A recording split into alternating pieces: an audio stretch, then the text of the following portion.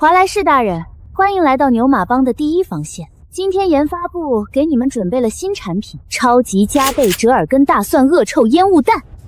工友们，放毒！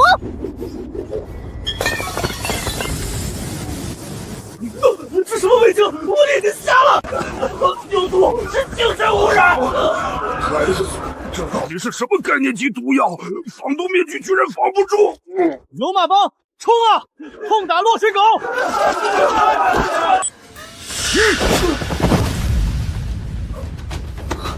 臭瘸子，把性命交出来！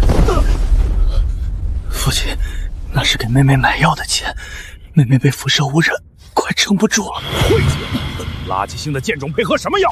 我现在就把这死丫头卖去内城当试药奴！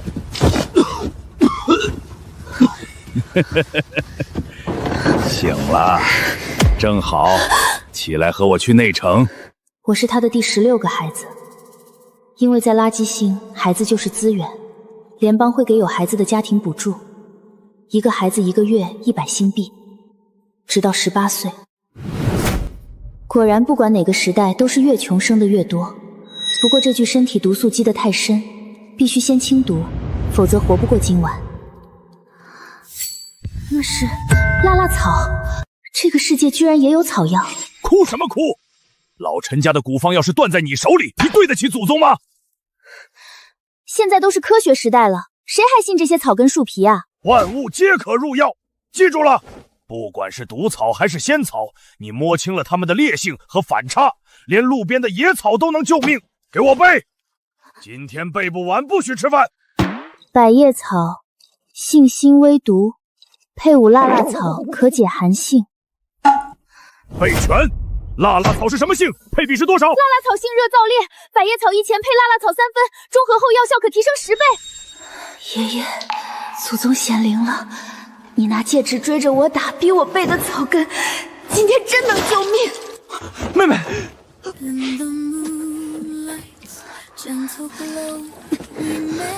快来不及了，毒素攻心了。嘿，还能自己下地，挺好，省得我拖你。拖，下辈子吧。从今天起，只有我拖别人的份儿。古中医讲以热攻寒，以烈破瘀。辣辣草性热燥烈，正好把我体内的毒素逼出来。嚼草根儿，饿疯了！垃圾星上连耗子都不吃那玩意儿。16，你别吓我！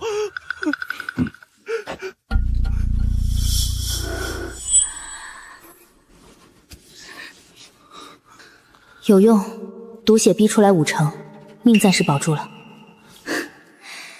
爷爷要是看见我生啃草药，怕是又要拿戒尺抽我，骂我暴殄天物。还没死，行吧，跟我走。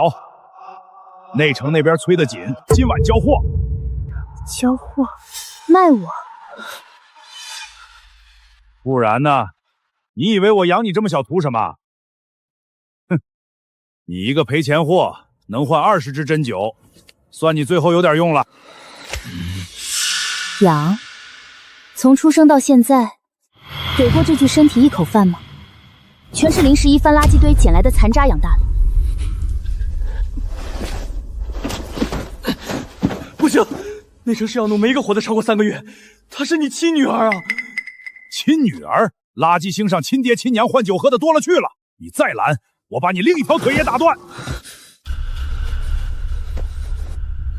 我不去。不去？你他妈活腻了！我没活腻，但你最好离我远点。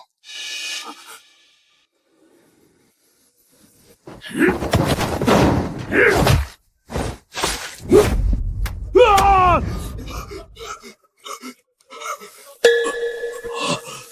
什么东西？辣辣草。你刚才说垃圾星上连耗子都不吃的东西。你哪儿学的这些邪门东西？要么你现在滚出去，要么你继续跟我动手，我把这草汁全灌进你嘴里，顺着内脏一路烧穿，3天之内从胃到心烂成一滩泥。你敢！啊！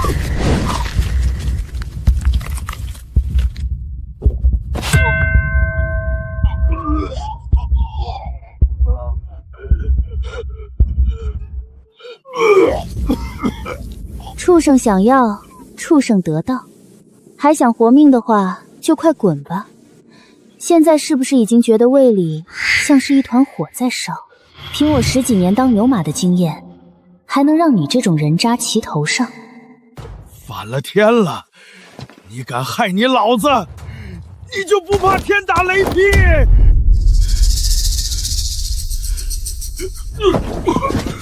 天打雷劈，我连死都经历过了，还怕这个？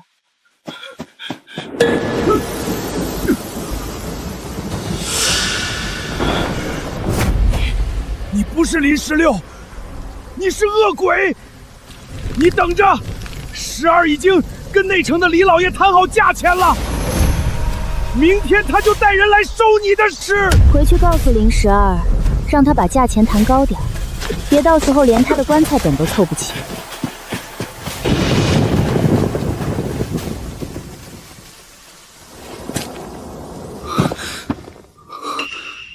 妹妹，你太冲动了。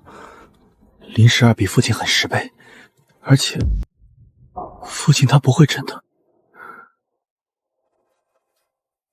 骗他的，我不也吃了吗？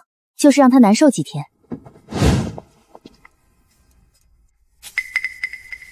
9叶对生边缘锯齿，辛辣中带麻，这是百叶草。爷爷说百叶草在现代灭绝了，在这垃圾星上居然随手一抓就是一把。16，你笑什么？你没事吧？爷爷，我再也不说你让我背的是草根树皮了，它就是星际最强外挂，我就是星际未来的绝命毒师。哥，走，咱们出去捡钱了。16，你说的捡钱就是来这儿挖野草，这些不顶饱也不好吃，连垃圾星的人都不吃这些。没错，但这不是拿来吃的，你们眼里连野草都不算的东西，比星币还值钱。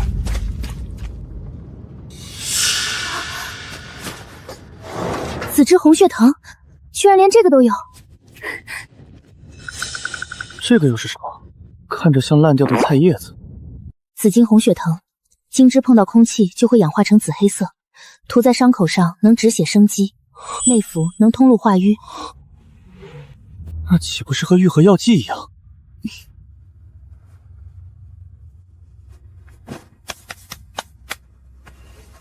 所以我说了，这里是一整座药库，只是他们不认识，看见了也当杂草踩过去。爷爷要是知道这里遍地都是他当年翻烂古书都找不到的药材，怕是棺材板都要压不住了。16，那个带白花的呢？有没有用？哥，你长本事了，那是双纹草，碾碎了敷在伤口上，可以快速消炎。我就是看你都找有白纹的。16，这些东西真的能卖钱吗？光卖原材料确实值不了太多，但如果我们把它加工成药呢？加工？怎么做？辣辣草驱寒排毒，百叶草中和烈性，两样按3比1配在一起，晒干碾粉就能去寒毒。内城里那些在辐射区干活的工人，哪个没有被寒毒折磨的？哟，小废物，听说你把父亲给打了，能耐了啊？少废话，内城的老爷看上你了，把这份监护人变更合同签了，按个指纹，大姐带你去内城享福。享福？我看是按斤把我卖了吧。大姐这么好心，内城真的能顿顿吃肉，不用天天在垃圾堆里讨生活，那我可得好好看看合同。妹妹不能签，进去做活体实验的人根本没有活下来的。闭嘴！你个臭瘸子懂什么？我是在救他，在这等死也是死，去内城还能换回一大笔新币。死丫头，今天你签也得签，不签也得签。05那个老废物已经废了，现在这个家我说了算。还愣着干什么？把这臭瘸子给我按住！这死丫头给我抓住按指纹！放开16，让我签！大姐，你放过妹妹！大姐，你别生气嘛，哥哥年纪小不懂事，我签就是了。不过我手太脏了，按指纹录不进去，让我擦擦手，行吗？快点，别耍花样，搞快些，李老爷的飞艇已经在等着了。牵你个大头鬼呀！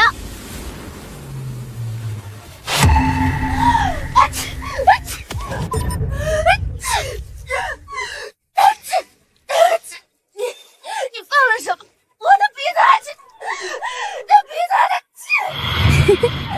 领舞同款，不过他内服，你外用，正好你俩凑一对，给我试药，好好享受。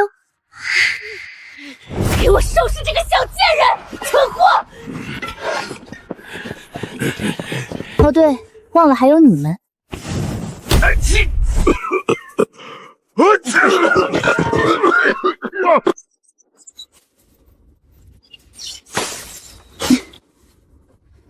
012，下次再来记得多带2包纸巾。16，你太厉害了。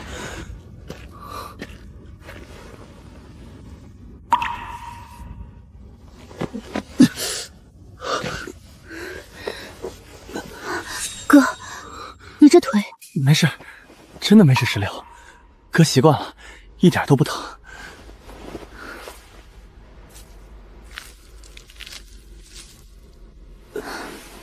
别动，05那个畜生。哥，你放心，我一定会把你治好的。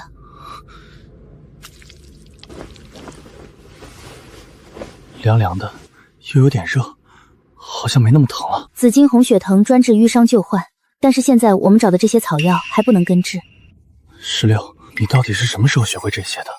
你以前明明连草都没拔过几根，你现在简直就像是那些被追捧的天赋药剂师。前世那个在药碾子前被爷爷骂哭的少女，这辈子带着全部记忆重活了一次。这件事我能跟谁说？做梦梦到的。梦里有个白胡子老头拿戒尺追着我打，说背不完不让我吃饭。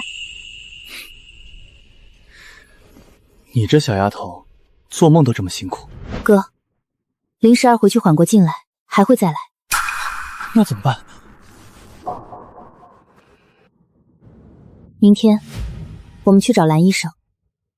蓝医生，他是黑街最黑心的人。哥，要想真正在这破地方立住脚，要在这垃圾星上活下去，就得站到05、012企及不到的高度。不仅要活，还要活成别人绕着我们走的那种活法。从见蓝医生开始，从明天开始。妹妹，蓝医生真的会帮我们吗？黑街的人都说他以前是内城的医生，后来不知道犯了什么事被赶出来了，现在专坑底层人。他要是不帮我们，我就让他变成黑街最大的冤大头。什么意思？这片是辣草，你今天已经见识过它的效果了。一片叶子就能让人失控打喷嚏，打到脱力。你还要用它来对付蓝医生？不，这片是我在垃圾堆另一头捡到的。你认识它叫什么吗？好像叫臭乳果。内城的营养液里偶尔会加一点，说是能增强口感，但野生的一碰就臭，根本没人要。臭乳果性寒微苦，单独用是废物，但它有一个特性，如果把它跟辣草按1:3的比例混合，再经过高温烘烤，它会中和辣草的烈性，变成一种温和的，能让身体快速吸收能量的东西。所以呢？所以蓝医生想要的是什么？能让他赚大钱的药。我们手里有配方，他有门路，这叫资源互补。到了。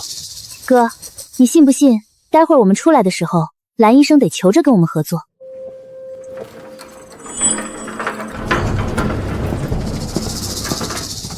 哟，2个小乞丐，打碎门前感应器的话，我把你们皮包了做成标本。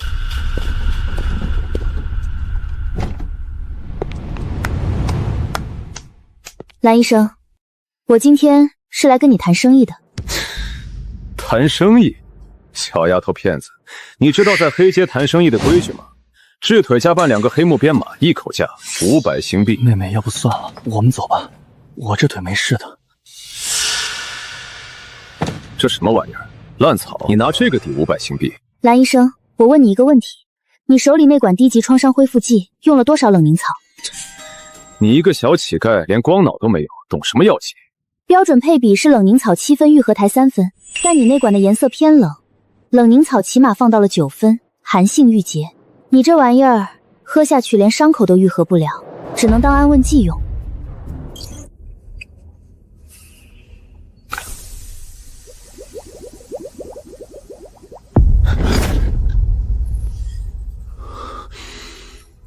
你刚才加了什么？亲，你可以先试试效果。愈合速度比常规药剂快了至少3倍。你这配伍方法还有多少种？你还认识什么植物？配方嘛，多的是。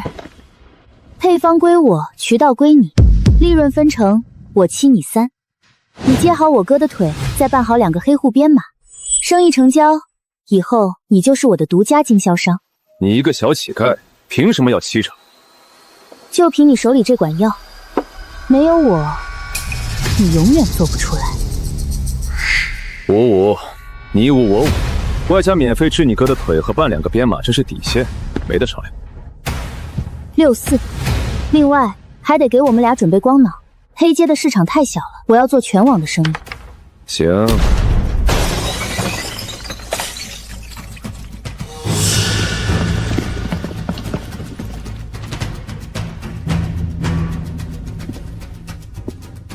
华莱士大人，就是这个贱种，他动用非法武器袭击我，蓄意谋害内城监护人口。您看看我的脸，我的眼睛，全是他害的。请您立刻把他抓起来，直接扔进废料熔炉。这位就是黑街的土皇帝华莱士，也不知道他是不是一个喷射战士。华莱士大人，稀客，您怎么亲自来了？这小姑娘是我刚签下的专属药剂学徒，不是什么危险人员。蓝泥鳅，少跟我来这套。我手上有黑街官方最高等级缉捕令，林16、林11，经实名举报，2人属于垃圾星无主流民，依据治安条例第3条，与无主人口等同于废弃废料。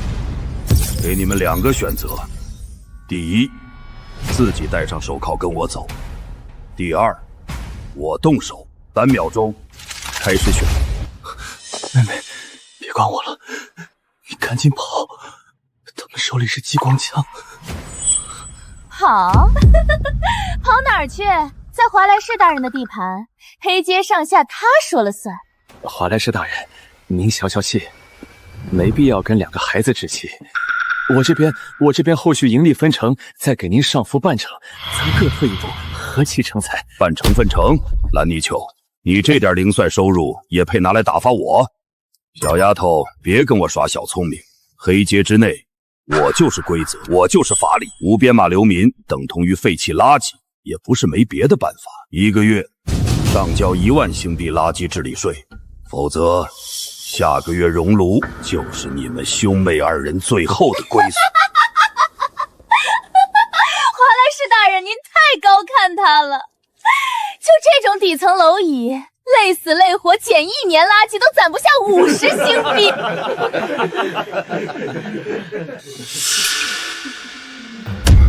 你笑什么？被吓傻了？一言为定。16，那可是1万星币，我们连100星币都没见过。小祖宗，你闭嘴！你知道1万星币是什么概念吗？我1个月也就坑蒙拐骗7、8千，你这是自己往熔炉里跳。1万星币！华莱士大人，您听听，他居然答应了。他怕是连万字怎么写都不知道吧？你确定？当然。你知不知道？16，你别逞强，我们俩就是死也凑不出1万。大姐，求你放过小梅，我跟你走。哥，信我，我答应的事就一定做到。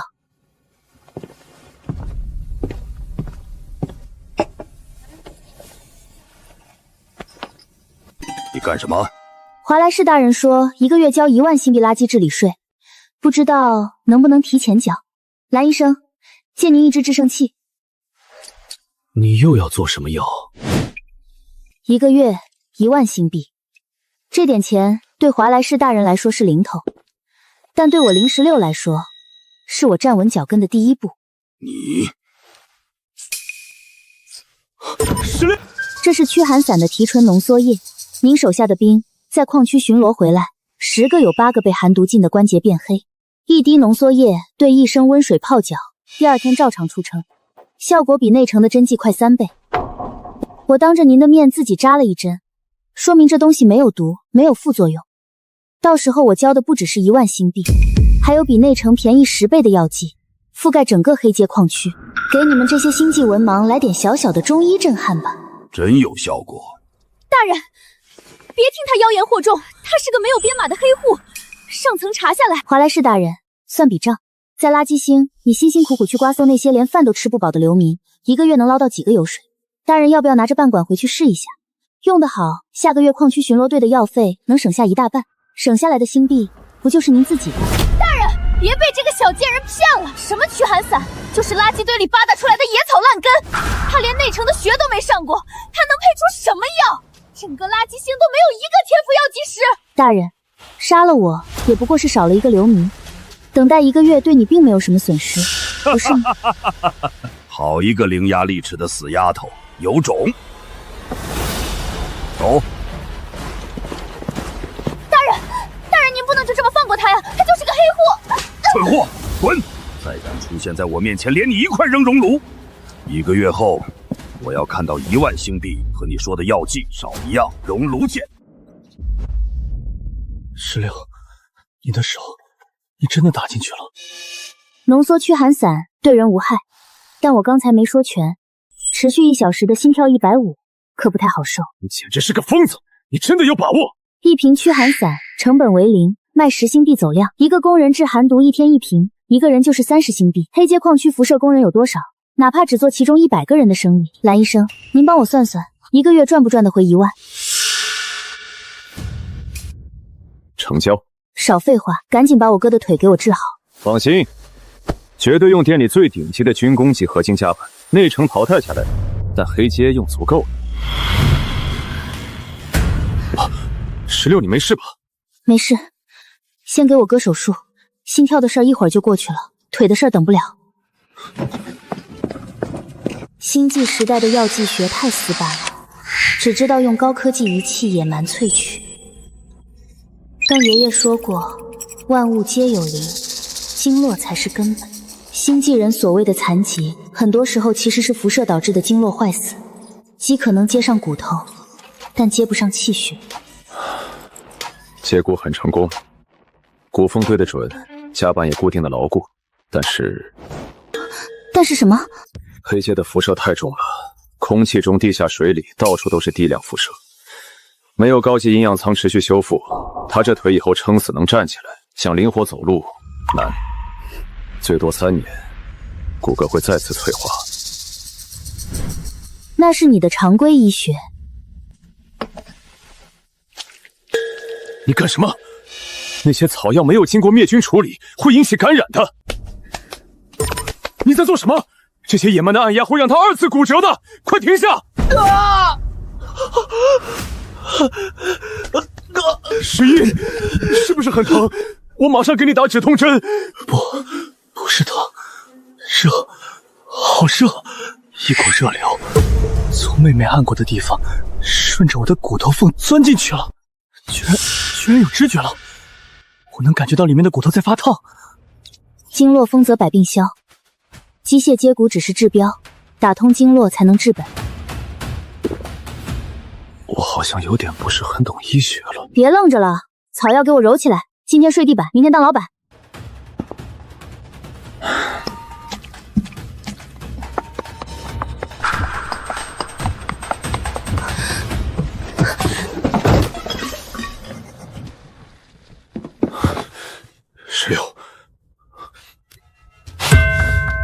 16，蓝医生这是怎么了？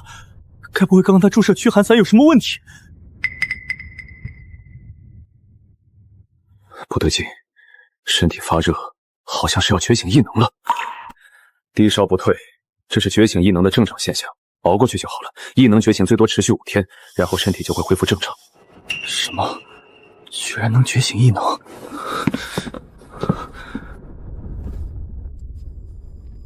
不过感觉16体内变动很小，很可能觉醒失败。我们尽量别告诉他。像垃圾星这种偏远地区的孩子，在知道自己要觉醒异能的时候，都会兴奋过度，导致身体由低高烧变成了高烧。挺过来还好，大不了就觉醒失败。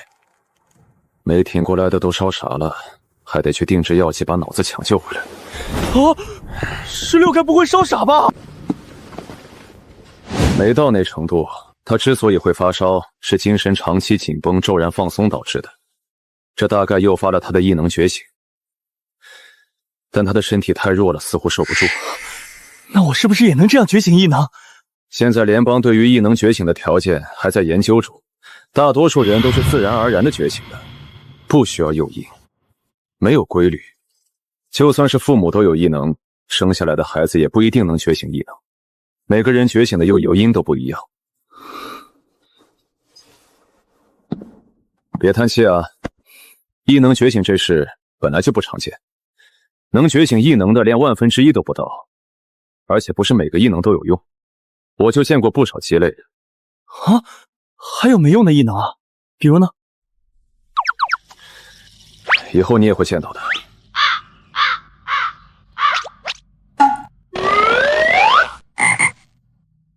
不开点药吗？不用，你当治疗舱是白躺的吗？那点低烧是异能觉醒的余波，退不了，只能自己熬过去。让他好好休息就成。觉醒异能很耗费体力，多给他补充营养，别饿着他了。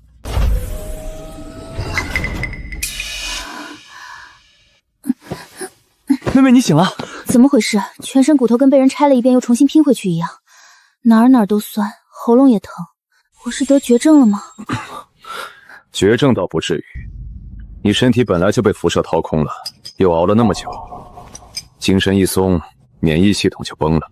发烧烧了一整夜，把你那点底子全震散了。现在你全身的细胞都在重组修复，跟刚跑完100公里没什么两样。手怎么有点热？发烧留下的余温吧。蓝医生说你烧退的差不多了，就剩点低烧，自己熬过去就行。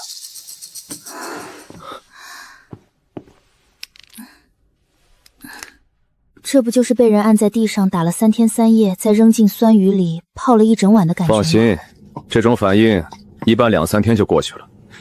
不过这阵子你别乱动，身体底子太薄了，乱来容易把自己搞伤。多休息，多吃点有营养的。我怎么感觉亏了呢？上辈子熬夜加班，好歹还能拿个全勤奖，这辈子烧了一晚上，就得了套全身酸痛大礼包。蓝医生，这好歹是星际时代，连个发烧都还治不好，你这治疗舱是不是该更新一下型号了？治疗舱没毛病，是你自己这配置需要升级。浑身酸的不对劲，掌心发烫也不正常。我摔进治疗舱之前那阵头晕，也不像普通的发烧。这2个人肯定有事瞒着我。算了，他们不说是他们的事，等我自己弄明白再说。这3天你就好好休息。你等等，我给你弄点吃的来。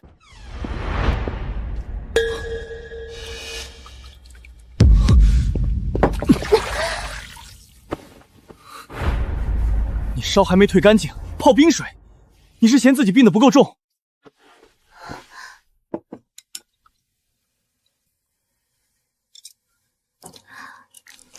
吃吧，吃了东西，病才好得快。苦的。我特意去星光镇那家排长队的铺子买的，路上还尝过一口，怎么可能是苦的？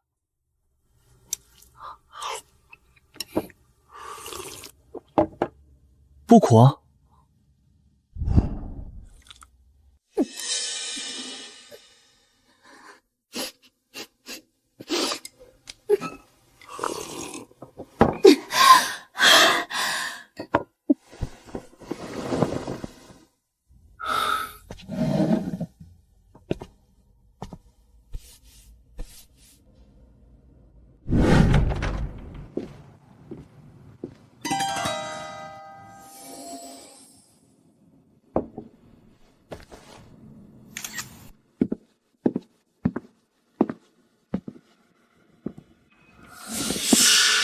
你进来的时候，这本书就在了？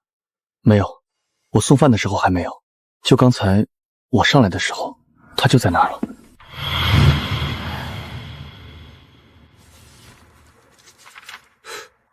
他这应该是觉醒了。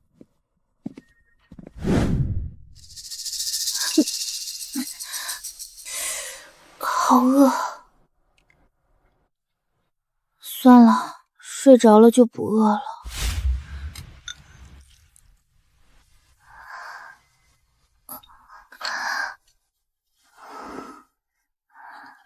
别动了，我喂你。我真不是得了什么不能治的绝症吗？告诉我吧，我能受得住。林武应该没那稀缺基因。我们家的人大多是被人打死的，放心吧，饿不死你。我真是谢谢你们了。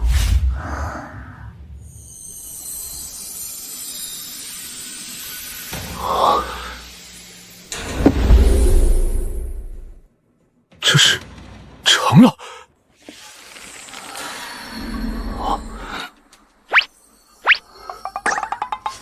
这东西刚才是不是白了我一眼？白了，白眼珠绿瞳孔，还带翻的。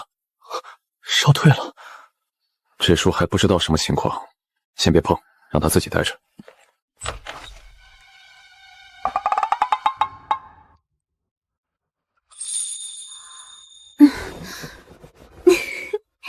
看来蓝医生没骗人，低烧过了就好了。好漂亮的书，谁送的？谁送我的笔记本？我太喜欢了！这么看着我干嘛？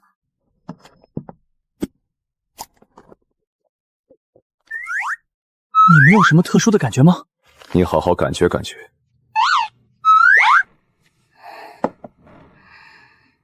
这是异能？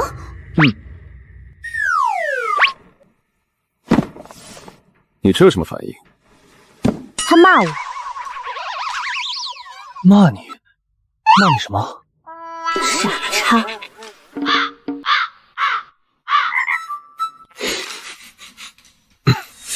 我可是幻想过我觉醒异能的。木性异能多好啊！我要当药剂师的嘛。要是觉醒了木性异能，催生草药什么的，多省事儿。谁知道来了个会骂人的书。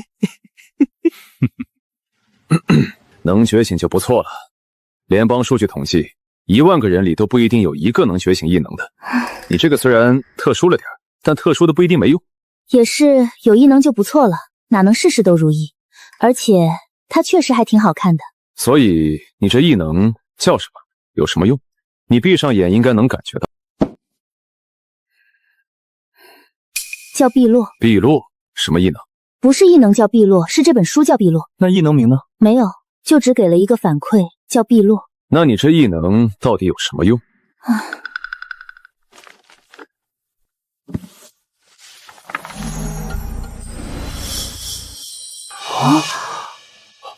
我们自己都不知道，这熏肉肉吃10颗就有10分钟效果，你是怎么知道的？将这东西挪远点，臭死了！蓝医生，你再往后退2步。碧落现在不太想让你看它。一本书还有脾气？为什么熏兔肉能有那个效果？那你再问问，我们什么时候报复？我只是一本书，不是许愿池，做什么美梦呢？怎么样了？他说什么？他说他只是一本书，让我别做美梦了。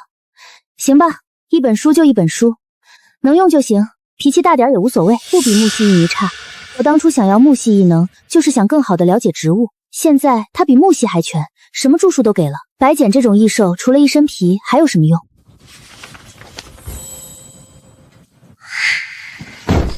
？16，没事，异能使用过度，体力跟不上了，让他睡一觉就好。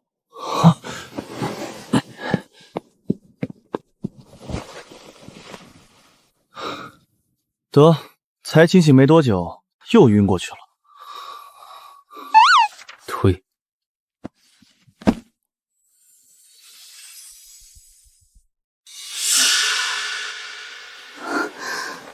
我睡了多久？16，你感觉怎么样？不长，3个小时。刚才谁让你上来就敢问3问4的？异能这东西不是这么用的。体力和精神力跟不上还敢强撑，不晕你晕谁？书呢？你晕过去之后，它自己便透明消失了。放心，能出现第一次就能出现第二次。你那异能不是丢了，是关机了。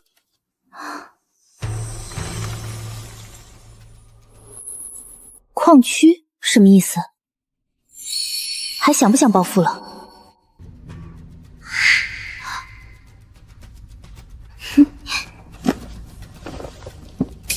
别收拾药了，动作快！去矿区卖药已经耽误好几天了。行行，你是老板，你说去就去。但你要是晕在路上，我可不背你。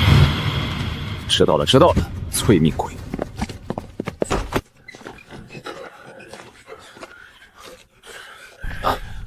我活了40年，头一次心虚自己像个卖假药的。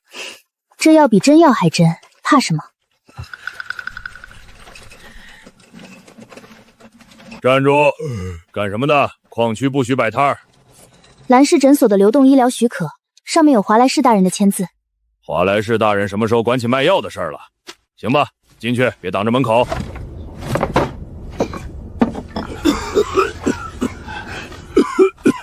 你们这儿卖什么？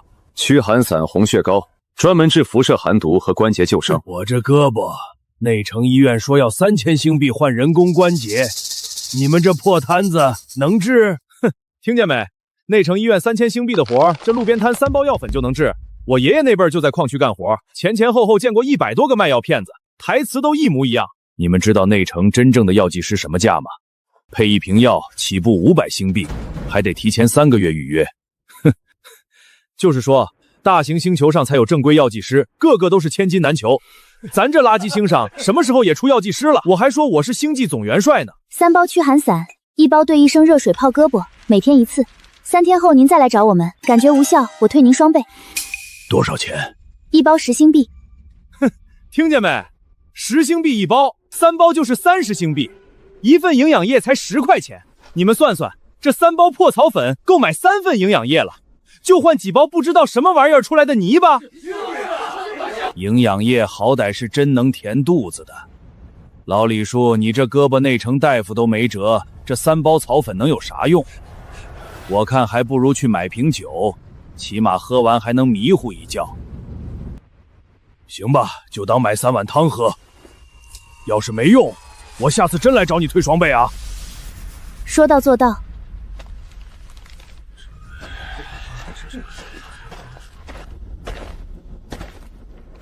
也给我包3包。你也是寒毒？包就是了，问那么多。就卖出去2个人，其他人都是在看热闹。照这个速度，咱们连罐子的本钱都回不来。我还是传闻中黑街的黑心医生吗？小丫头，你这药……我这胳膊昨天试了1次，居然昨晚没有痛的睡不着觉。你还有多少？我全要。真的假的？老李，你昨天还说要锯胳膊，锯个屁！今天就没那么疼了，你们自己看。真的假的？给我来5包！我腿疼了3年。我来帮忙包药。16，你太厉害了，昨天1个人都不信，今天挤都挤不过来，这才1天。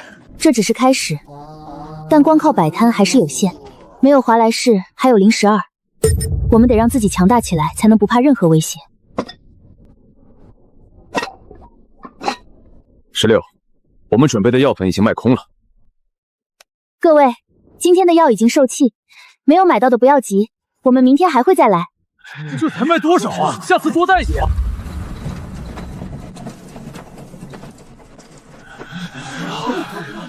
来了！你们总算来了，还以为你们今天不来了。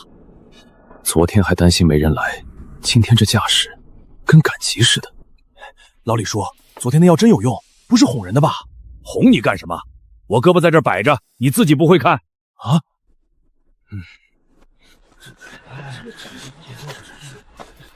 等等，你们这药有问题。你这药我泡了2次，胳膊该疼还是疼，跟泡热水没区别。这位兄弟，药效因人而异，有的人吸收慢一点也是正常的，3天1个疗程。你们无效退双倍，我只用2次，没有1点效果。今天不退，明天是不是该说5天无效才退了？真的假的？老李叔不是好了吗？不好说啊，老李叔是老李叔，万一就他管用呢？咱们买了要是没用，30星币不就打水漂了？怎么，怕我拿了钱就跑，还是怕你的药被人当众拆穿？你泡了2次，具体怎么泡的？一包到盆里，加热水，泡了20分钟。水温热？多热？你问这么多什么意思？驱寒散的用法，我昨天说的清清楚楚。1包兑1升热水，注意是热水。你的胳膊皮肤没有发红发烫，说明水温不够高。你没用热水，用了温水，对吧？无效退双倍，是我说的，绝不赖账。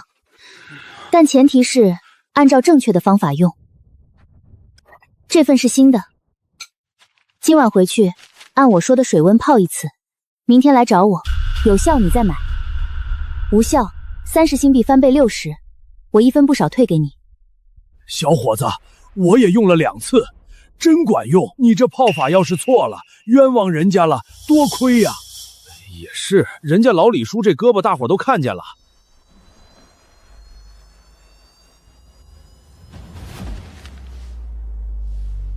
行，就按你说的再试1次，明天要是见效，我多买10包。你要是能把我这胳膊上的旧伤也治了，我以后跟你干。我欠，我要5包。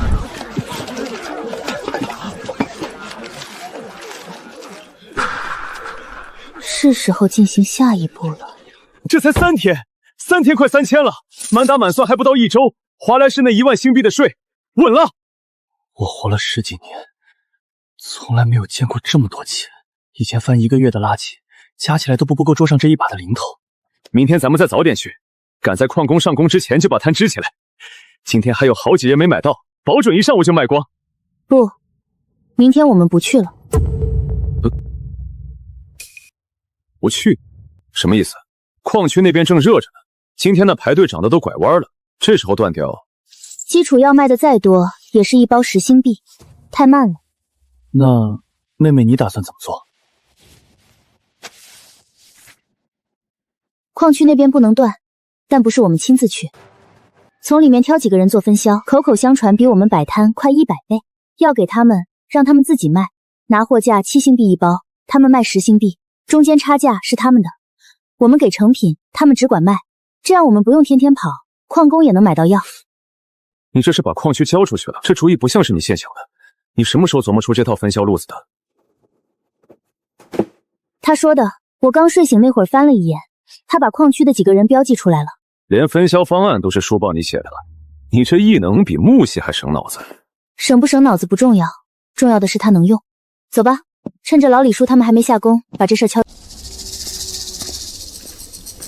林老板，蓝大夫，你们怎么又来了？还要卖药？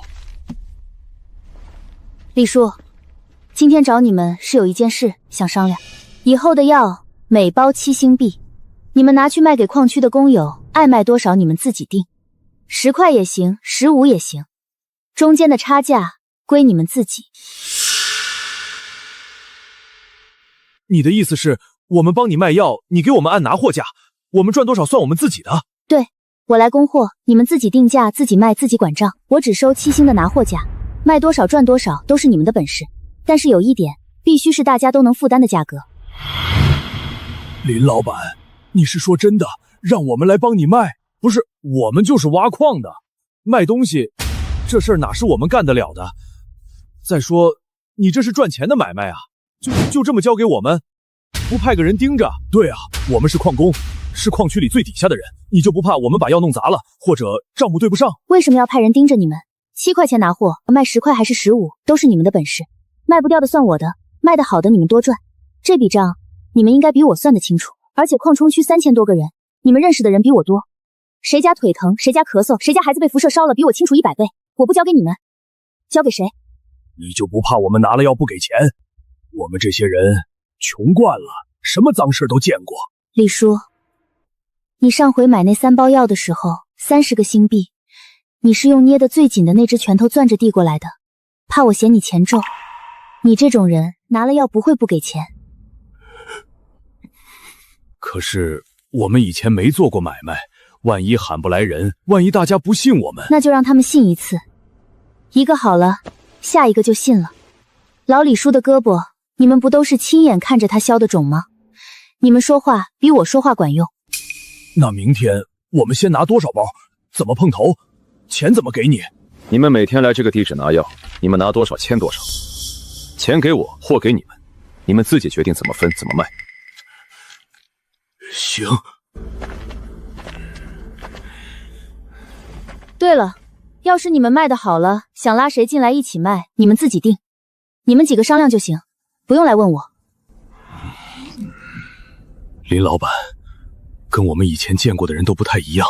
矿区的钱只是垫脚石，目的是让他们有药可医，能从辐射寒毒里缓过来，不是为了搜刮他们。他们的钱我不打算赚，要赚就赚有钱人的钱，内城的、隔壁星系的，甚至全星系的。换一种玩法，直播。直播？这很少有药剂师大张旗鼓的在公众面前露面，他们都是被保护起来的金疙瘩。一个断腿的哥哥，一个黑街诊所的医生，一堆从垃圾星上采回来的野草。全星域的人没见过这个，他们看惯了内城那些穿白大褂拿仪器的药剂师，没见过有人从垃圾堆里翻出草来揉吧揉吧就能治病。矿区的分销系统搭起来之后，我们就从体力劳动里解放了。到时候我负责配药讲解，全星系的人隔着光幕看。一瓶药成本和现在一样，挂上去的标价就不一样了。在现代，流量就是提款机；在星际，流量还是保命符。把我让你收集的折耳根、香菜、大蒜和辣辣炒搬过来。这头烂草，味道又腥又臭，都管这叫重度辐射变异杂草。你确定这玩意儿能入口？别没赚到星币，先把人毒死。越是被人嫌弃的东西，越藏着被忽略的价值。今天我就让这帮星际人见识一下什么叫做药膳。哥，坐这儿。今天你就是咱们第一位明星主播。16，我该说什么？我手往哪儿放？不用说话，吃。吃。家人们，欢迎来到药膳坊。今天卖纯天然无污染的星际古法药膳。我们的口号是吃最臭的草，做最亮的仔。你们面前的这堆东西，你们管它叫重度辐射变异杂草。垃圾星上遍地都是，闻着腥，嚼着冲，长得丑。今天我哥现场试吃，还能当场觉醒精神力。哥，拼一把，信我，这是我这几天熬夜实验出来的，疏通你体内的残留辐射。我什么时候害过你？你还有多少我不知道的惊吓？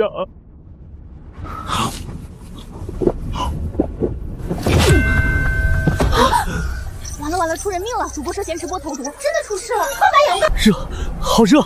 我的精神力，我能感受到四周的空气波纹了，好像有什么东西在流动。我操 ！F 级，11原本是个毫无资质的废人，吃了一碗杂草，竟然觉醒了精神力，这他妈不科学！家人们，辣辣草药膳限量100份，不要9999，只要388，抢到就是赚到，手快有，手慢无。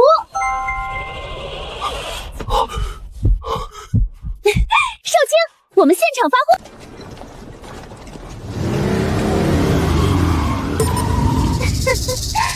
这不是我的好妹妹吗？林12，你敢动妹妹一下试试？少跟我在这装神弄鬼。林16，听说这几天你在矿区赚了不少，你这回又来上门送人头，少废话，动手，把这贱种的手脚给我剁了！别以为华莱士大人真的会对你一个流人感兴趣。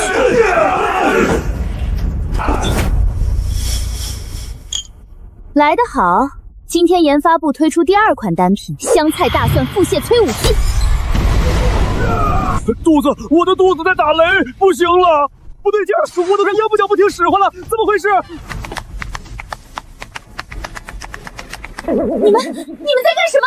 我让你们砍他，你们在这跳舞，起来啊！别急，大姐，你也有份，好东西要大家一起分享。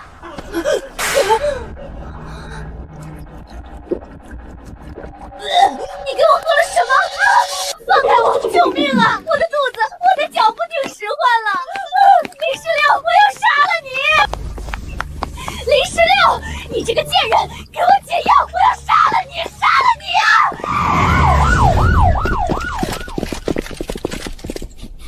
怎么回事？谁在黑街聚众闹事？副队长，救我！林石榴投毒，快把他抓起来关进熔炉！离老子远点儿！恶心死了！哎呀，这不是16老板吗？华莱士大人特意交代过，以后16老板在黑街横着走。这疯婆子冲撞了您，副队长，我这批货可是要按时给华莱士大人算分红的。这位女士严重阻碍了我们的物流进度，严重危害黑街公共安全。来人，把这个疯耙子直接流放到外围辐射区去！不，你们不能这么对我！林石榴，你不能好死！效率不错，下个月的分红我会跟华莱士大人提一举你的绩效。谢谢16老板，祝您财源广进。哟，这么早，药卖完了？卖完了，昨天拿的70包，一上午就没了。后来好多人没买到，让我们今天多带点儿。李叔，你自己那胳膊呢？早就不疼了，半夜能睡整觉了。你让我卖药的时候，我想最多能帮几个工友缓解一下，结果我这胳膊好了一大截，卖药都更有底气了。我昨天卖了23包，赚了69，比我上工赚的还多。我老婆说我是不是去抢了？我卖了31派。有几个工棚的人一听说老李叔好了，直接整包整包的拿。现在我走到哪儿都有人喊我药哥。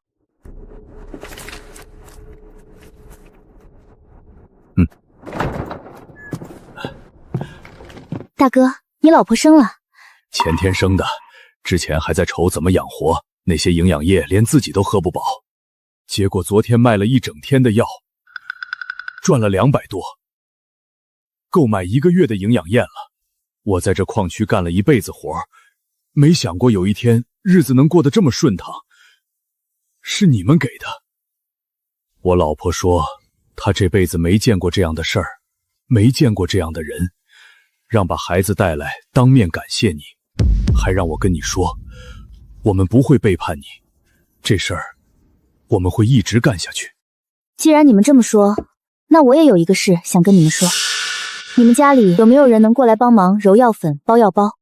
我们现在人手不够，现在市场慢慢打开了，需求量上来了，包药的速度跟不上卖药的速度。你们家里有谁手巧的、闲不住的，可以来诊所帮忙，按包算钱，1包1个星币，干得多拿得多。来的人你们自己挑，你们信得过谁就带谁来。还是那句话，你们自己管。真的吗？我兄弟的老婆、孩子、老母亲都在家闲着，一个比一个手巧。明天我把人带来，10个够不够？先来15个人，试试看。林老板，你上回说的话我一直记着，明天我们把人带来，你放心，这事儿不会出岔子。你把他们拉进来，不只是为了包药吧？他们信我，我不能只让他们卖药。授人以鱼不如授人以渔。他们要是出了事，矿区3000多人就断了药，我不可能天天盯着矿区，所以最好的办法就是让他们的日子越过越好。日子好了，他们自己就会守住这份活计。你才多大就想这么多事，会老得快。日子过好了，谁都不想回去过苦日子。我是这样，相信他们也是如此。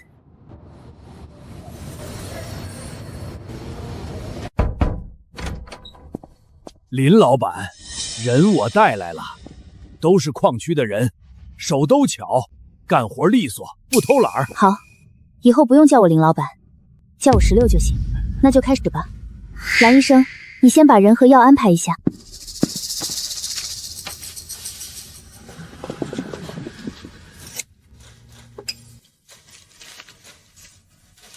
这个人的手很稳，以前在矿区食堂做过帮工，干过包东西的活。让他负责教其他人，他怎么包，别人就怎么包。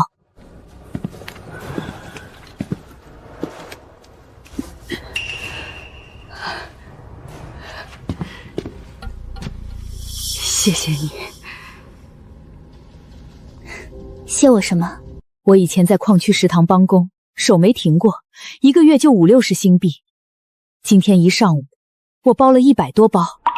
按你说的，一包1个星币，我从来没想过一天能赚这么多。我们这些人都是被挑剩下的，从来没干过像样的活。你手稳包得快，这活适合你，只要你想干，就一直有活干。今天的活干完了，总共包了1400多包，每个人的数都在上面。今天辛苦了，钱按包结算。蓝医生在桌上放了信封，上面写着你们各自的名字和数量，走的时候自己拿。明天还是这个时间，这个位置。来不了的，提前让人带句话就行。我明天还来。那个，林老板，我女儿能来吗？她手也巧。你女儿多大了？15，手脚麻利，干过矿区食堂的杂活，就是怕你们不收这么小的。明天带她来。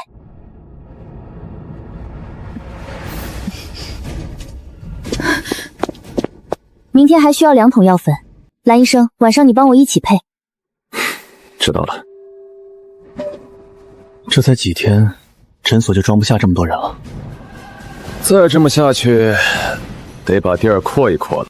今天直播了3个小时，接了437个订单，每单5包，2000多包药。我们这几天连配带包的总量还不够今天订单的零头，更别说还有药膳的订单要做。这下我们是真暴富了。2000多包，今天诊所里15个人包了一整天，才1400，这还不算，明天可能更多。你今晚在直播间说明天发货，你知道明天要发多少吗？2000包，就算我们加班加点，至少需要再添10个人。老李叔他们那些矿工家属还能再叫来人吗？他们上午来的时候我问过了，矿区那边能用的、手巧的、愿意来的几乎都来了。剩下的不是年纪太大，就是家里离不开人，矿区的人手不够。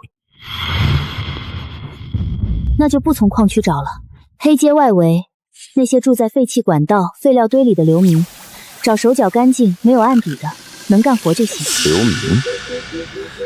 他们连固定的住址都没有，今天来了，明天可能就走了。你让他们包药，能靠得住吗？靠不住的人在哪儿都靠不住，靠得住的人在流民堆里也靠得住。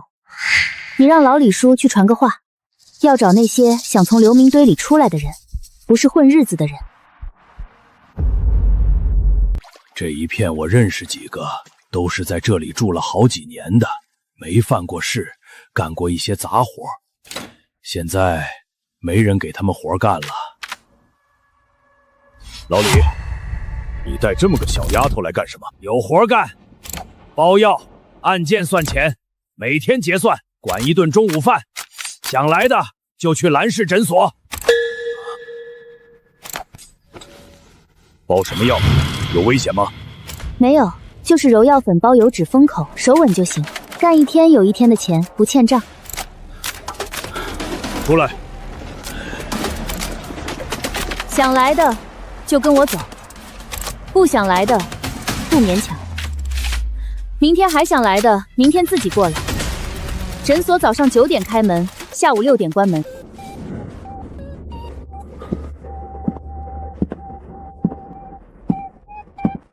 大家动作都快点儿，香菜的根部要保留2厘米。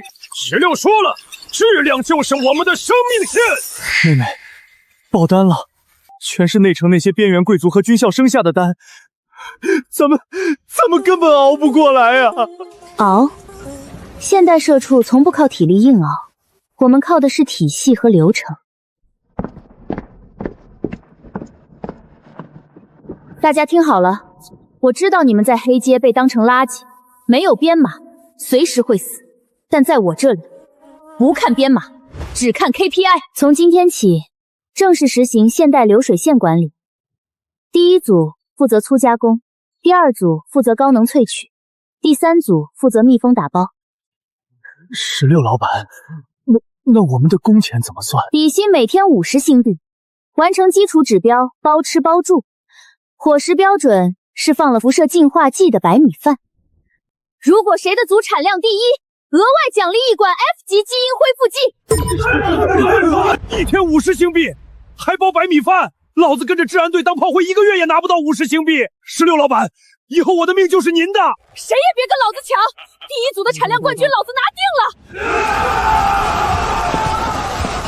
16，你这套 KPI 和包吃包住，简直比毒药还厉害。这就叫牛马的觉醒，给够利益，流米也能变成最可怕的生产力。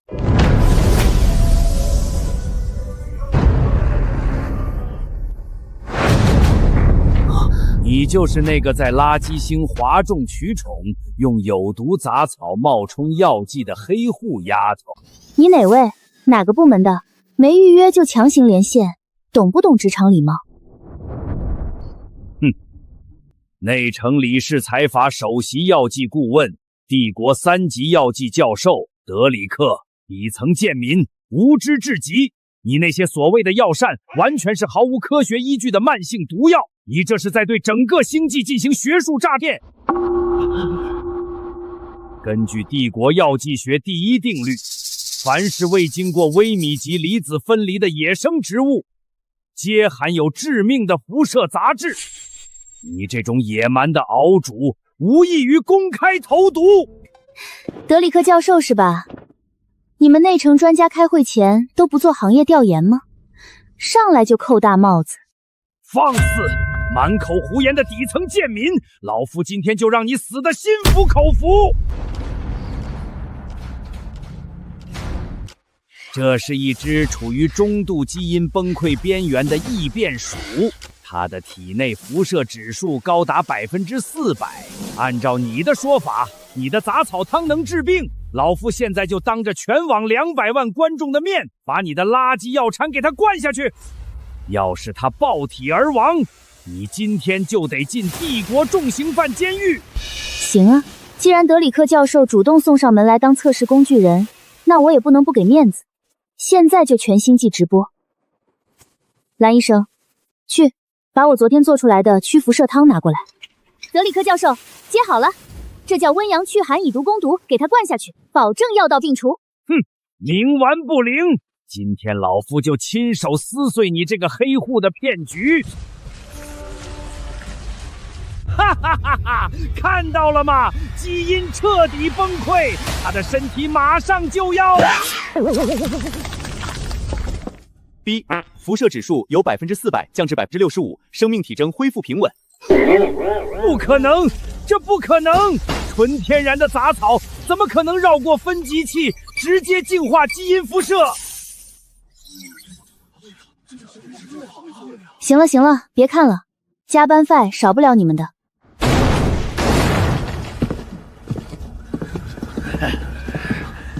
林16，1个月的时间到了，老子来收你的垃圾治理税了。1个月前我给你定的是1万星币，记得吧？少一个子儿，今天你和你哥哥、这位医生，还有你这间作坊里的所有人都得给我去熔炉里加个温。那边最近温度正好，不冷不热，刚好够把骨头烧成灰。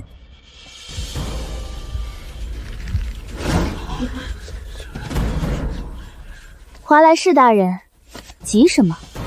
刚到月底你就急着来催业绩，不知道的还以为你急着去投胎呢。12000星币。现在华莱士大人，履行你的承诺，把属于我和我哥的合法居民编码拿出来吧。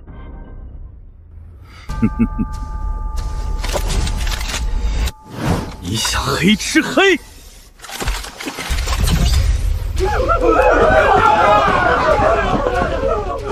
黑吃黑，小子，这里是黑街，老子就是规矩。这2张破编码，老子要是给了你们，以后还怎么用这个由头来拿你们的分红？职场最忌讳的就是不讲契约精神。现在把你们配方全部交出来，从今天起，这间作坊姓华莱士，你和你哥还有那位医生，老老实实当老子的摇钱树，否则现在就送你们上路。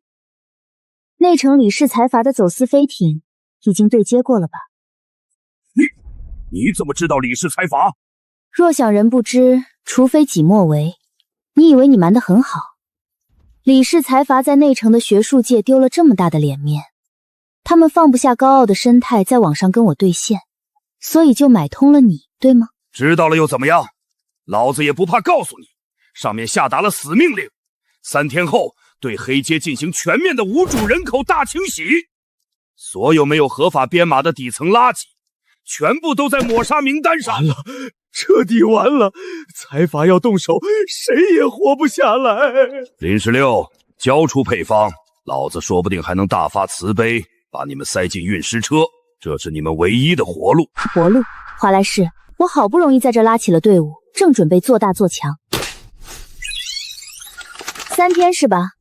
回去告诉你的主子，这黑街他们进得来，但能不能出去，得看我的锅答不答应。动手！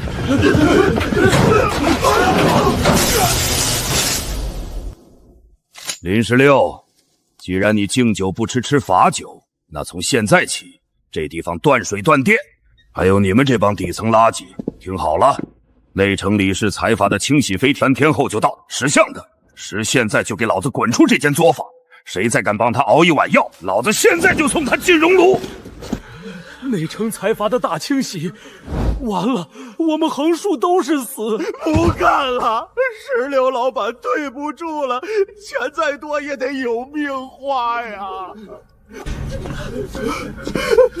！16人都要跑光了，断水断电，3天后非停压境，我们拿什么跟他们拼啊？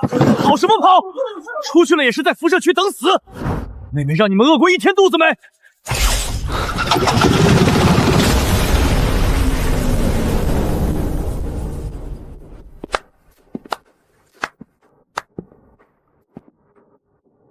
都把包袱给我放下，开饭了。这是纯天然的白米饭，里面居然一点辐射杂质的异味都没有。只要你们走出这扇门，3天后就是飞艇下面的一缕灰。但如果留下来跟着我林16，我不敢保证你们大富大贵，但我保证让你们每天都吃上这种白米饭。甜的，真的是干净的米饭。妈的，横竖是个死！老子在黑街像狗一样活了30年，16老板，老子不走了，跟他们拼了！不走了，跟他们拼了！很好，拿好你们的饭碗，吃饱了，连夜开工。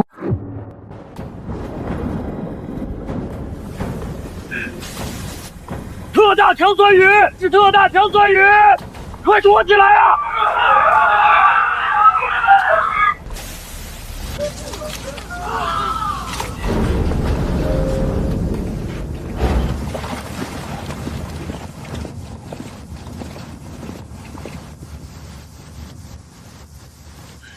黑街的工友们不要慌，16老板奥特效防腐药膏，所有人排队免费领1盒，1个些许8盒，签到签得，不收1分钱。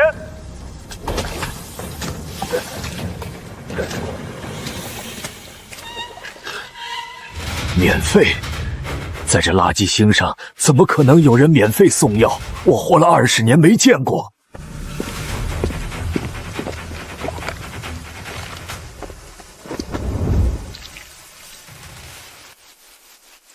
废话少说，抹上它去雨里站着，别蹲着，站着。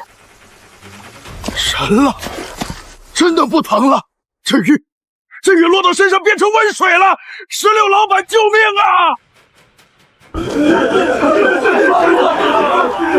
排队，人人都有，别抢，别抢，今天的药就没了。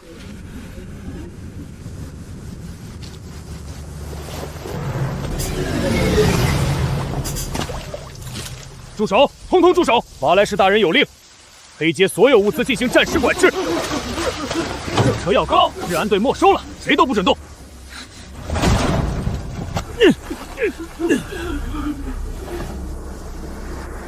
工友们，这药膏是你们活命的本钱，现在有人要抢你们的活路，你们答应吗？谁动药膏，老子弄死谁！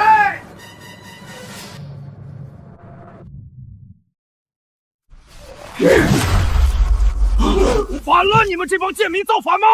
华莱士大人一句话就能把你们通通扔进熔炉。你们有多少人？10个、20个？华莱士大人手里有300个持枪的治安队员，你们这帮拿铁管的流民，拿什么跟治安队拼？识相的让开，让开！去你妈的华莱士！以前不给活路就算了，把我们赶到黑街最外围的废料堆里住，营养线限量供应，生病了自己扛。现在连16老板救命的药膏都要抢，以前不给活路，现在连活都不让活了。横竖是个死，今天谁敢动16老板，老子先拉他垫背，治安人来也一样。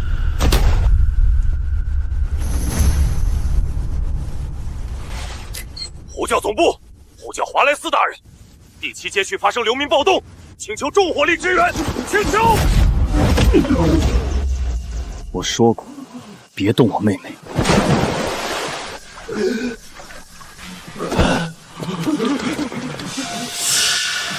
我们凭什么还要跪着等死？工友们，操起你们的家伙，把这帮不把我们当人看的畜生掀翻！掀翻他！掀翻他！从今天起，黑街第1底层工会牛马帮正式成立，我就是帮主。只要进了我牛马帮的门，就是我罩着的正式员工。谁敢动我牛马帮1个员工，全帮上下虽远必诛！参见帮主！参见帮主！参见帮主！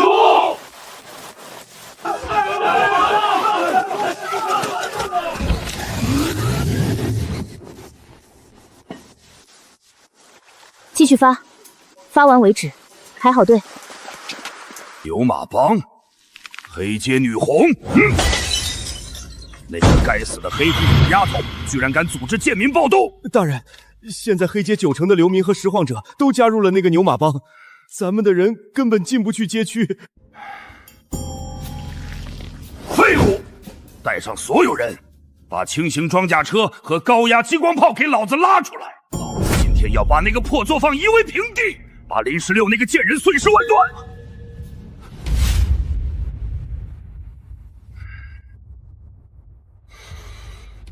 林16，再不投降，老子把这条街彻底轰成废墟！人呢？都吓跑了？华莱士大人，欢迎来到牛马帮的第1防线。今天研发部给你们准备了新产品——超级加倍折耳根大蒜恶臭烟雾弹。工友们，放毒！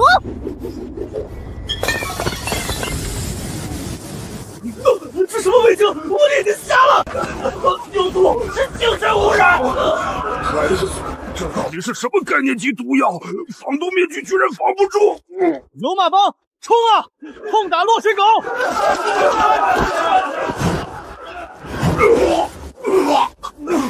撤退！快撤退！这帮疯子不是人！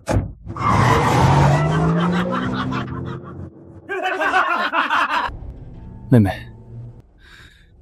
物资和武器都清点完了，咱们牛马帮现在有23000人，但几乎都是没打过仗的流民，能用的激光枪只有42支，撑不了2轮交战。何止是武器不够，那乘李氏财阀的清洗飞艇带着是正规重怪机甲队，一炮就能毁掉半条街区。我们手里这些烟雾药剂，顶多糊弄一下华莱士的治安队。那也得打，难不成坐着等死，任人宰割？蓝医生，从你进门开始，眼神总下意识往怀里藏，都到这份上了，你还打算藏着底牌不肯拿出来？瞒不住你，这是我从内城带出来的要命机密文件。这是什么？这里面记录了李氏财族这几年在黑街秘密做人体实验的所有核心数据。他们这次所谓的街区清洗，是他们研发的危险药剂到了最终实验阶段，打算用我们整条街2万多条人命完成最后的数据采集。拿底层人命做实验牟利，这群财阀当真是贪婪歹毒，毫无底线。档案里还有李氏所有飞艇机甲的原始能量构造图，就是他们最大的破口。但我精神力受损，破解不了这层高级防护。没关系啊，我帮你把伤治好不就好了？恢复？16，你别开玩笑了，我的精神力根基彻底毁了，星际医学铁律，精神力源破碎，这辈子都是废人，再也修复不了。你以前可是内城的医师，好好的精神力怎么会废了？我曾经是李氏财阀的首席药剂师。5年前，他们逼我研发一种基因崩解剂，要我亲手把药剂注射到500个从黑街骗来的孤儿身上。我偷了实验档案逃跑，以为能跑掉，结果华莱士半路截住我，碎了我的精神力根基，而我丢在黑街，让我像条野狗一样自生自灭。这5年，我连最低级的药剂都凝聚不出来，就是个废物。哭够了！内城那些靠仪器行医的庸医，根本不懂真正的调理根治之法。星际人认定的绝症，在我眼里不算什么。你这就是辐射侵体、经络淤阻、气血阻脏导致的根基受损。经络、气血，这些词我从来没听过。哥，去车间，把废旧机械臂的高导电钨丝拆出来，磨9根2寸长的细尖针，快点！16，你别乱来。虽然我精神力受损，但我还能活。有我在，没人能带走你的命。爷爷逼我苦学10年的针灸医术，在这不懂法医术的废砍星际，今日正好让世人开开眼界。老蓝，闭眼。16，千万小心，稍有偏差我就彻底废了。闭嘴，痛苦过后便是新生。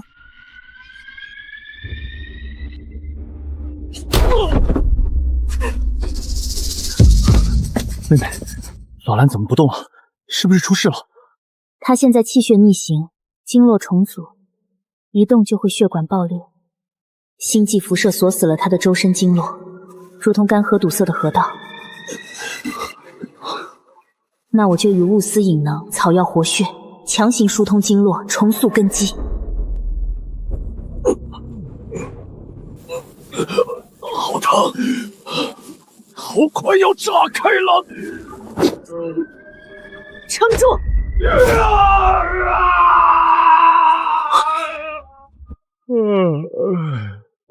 这破班什么时候是个头？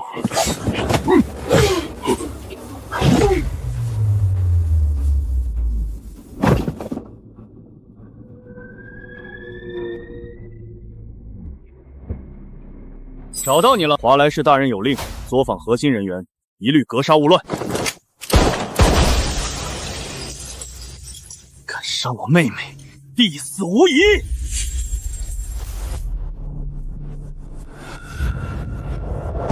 最后一针，通脉还阳，破！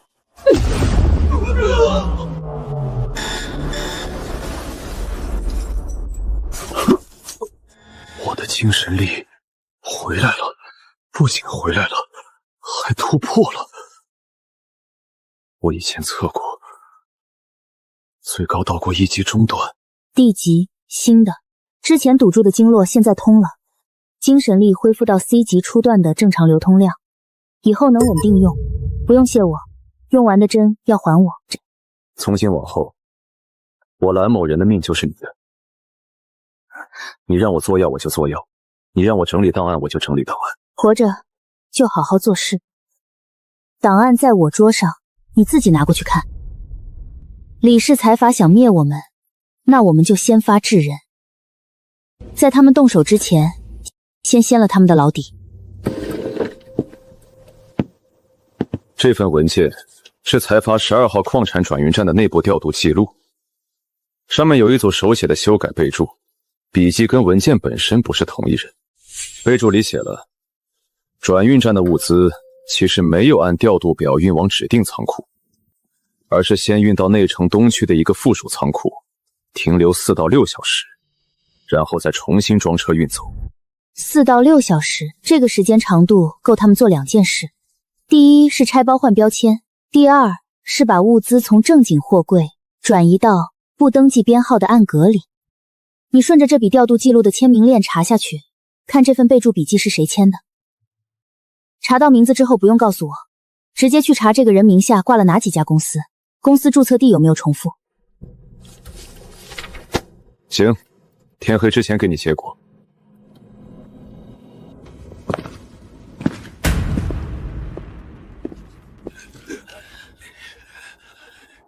外面那批人走了，但估计还会再来。来就来，下次来的时候，他们已经不是治安队精锐了，是李氏财阀的搬运工。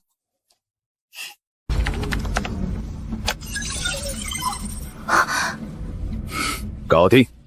李氏财阀所有清洗飞艇的飞行路线，还有他们机甲的全部弱点数据，全都破解出来了。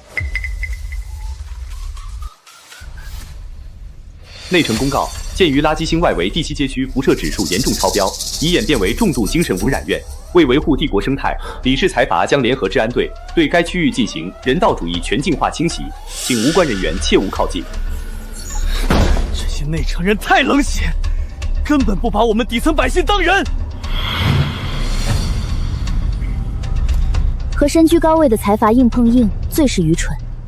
他们想用舆论压垮我们，那我就反过来，让全网都看清他们的真面目，瞬间来一波融资。各位网友，跟大家说件事，李氏财阀3天后就要带人踏平我们黑街作坊，可惜了，我们刚研发出特效药药膳，专门缓解贵族和军校生精神力躁动。绿豆百合安抚剂，现在全网开启付费预约，一份3000新币。倘若3天后我抵挡不住，遭遇不测，所有预约费用概不退还，就当诸位给我们牛马帮的心意。上链接。我操，卡在 C 级3年了，天天头疼的想自杀。财阀的药剂只有30%的安抚率，还卖10万一支。李氏财阀，你们多管什么闲事？谁敢动16老板，就是断我儿子的命根子。我儿子可是第1军校的尖子生。系统提示：预约成功5000份、3万份、10万份，账户余额5000万新币、800万新币、3亿新币。李氏的清洗舆论彻底没人信了，全网都在举报施压。11，拿着这3亿新币走黑市渠道，把所有高能电磁炸弹、顶级合金装甲全部买空。老蓝，把破译好的飞艇航线、机甲弱点下发给帮里所有人。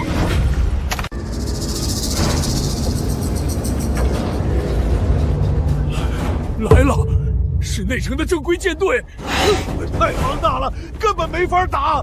他们一炮就能把整条街炸成废墟。林16，哈哈哈哈！3天期限已到，你们这群无依无靠的底层贱民，识相的立刻跪下交出药膳配方，否则让你们所有人化为飞灰。华莱士，回去告诉你的主子，我给他们3分钟时间撤退，3分钟后仍不肯离去，我便尽数剿灭，绝不留情。死到临头还敢狂妄！5炮开火，把这丫头轰成肉泥！16，锁定他们的能量频率了。华莱士带路暴露了飞艇的原始能量构造，所有弱点全都摸清了。正好，我们清净才置办的重武器，今日正好派上用场。11，动手。收到，内城的诸位，接招！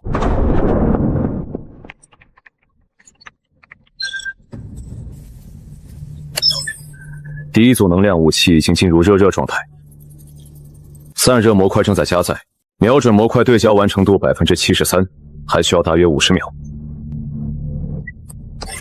47秒的反潜窗格周期内，我们有7秒的射击窗口。拴在店里来，如果不能在第3秒前锁定目标，后续能量流动会重新扩散，再等下一轮窗口需要47秒。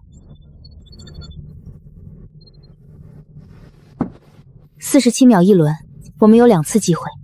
如果第1次打偏，第2次必须在同样的窗口内补射。武器本身已经做过预校准，只要你在前2次窗口期内给出准确定位信号，命中不需要2次调整。信号通道我已经预留出来了，如果你第2次开火需要重定位，通道会在第34秒自动切换1次备用频段，不会占用主通道的传输带关。下一轮窗口在18秒后到达，第1次射击窗口，从到达后的第1秒到第6秒都可以开火。命中接缝位置不需要等待能量流峰值到来，只要在窗口期内命中即可。我准备好了，你在窗口到达前2秒给我一个提示信号。到达前3秒会有一个短促的提示音，到达前1秒会有重复提示音。开火窗口内我会保持静默，直到窗口关闭或者你命中目标。窗口到，命中，弹道落点于散热槽第3格与第4格之间，偏差在2厘米以内。当前输出功率已降至初始值的 37%， 预计还在持续下降。第一次命中之后，对方还有没有可能重新启动备用能量回路？如果他们选择悬停启动应急冷却，我们会有一个大约90秒到120秒的固定射击窗口，期间飞艇无法移动。那就不急着打第2发，等他们自己选择是继续用主回路低功率运行，还是悬停开启备用。无论他们选择哪一种，对我们都没有坏处。11，第1发命中，飞艇主回路受损，输出功率降到 40% 以下。目前没有观察到他们转向或启动备用回路，保持现有阵型，不要提前推进。如果他们开始悬停，告诉我。收到，队伍已经散开了，目前在飞艇正下方偏东南方向待命，距离约200米。看到他们尾部的能量光变暗了，确实降了不少。等你下一步指令。他们还没有启动应急冷却，主回路功率目前稳定在 35% 左右，没有继续下降，也没有回升。他们可能在等我们以为他们降落了就散开，然后趁我们分散的时候再恢复动力。11，队伍别散，等他们自己动。他们不动，我们也不动。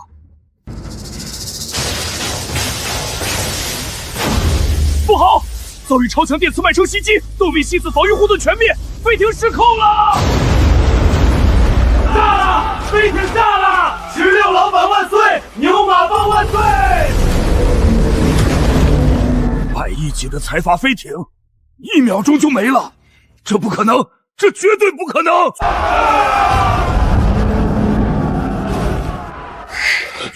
有什么不可能的？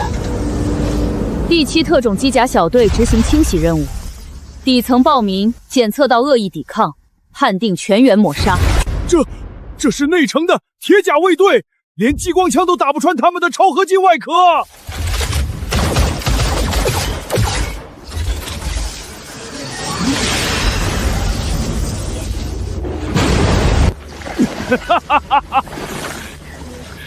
林16，看清楚了吗？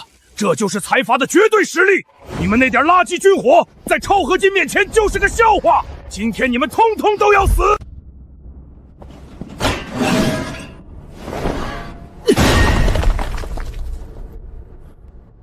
妹妹，老蓝，你们赶紧撤去地下防空洞，这些机甲不怕普通热武器，我来拖住他们。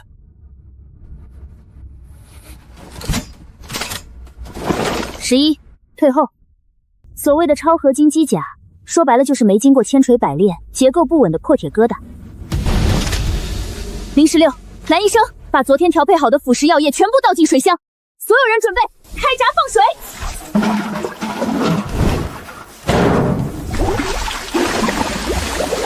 收到，开闸！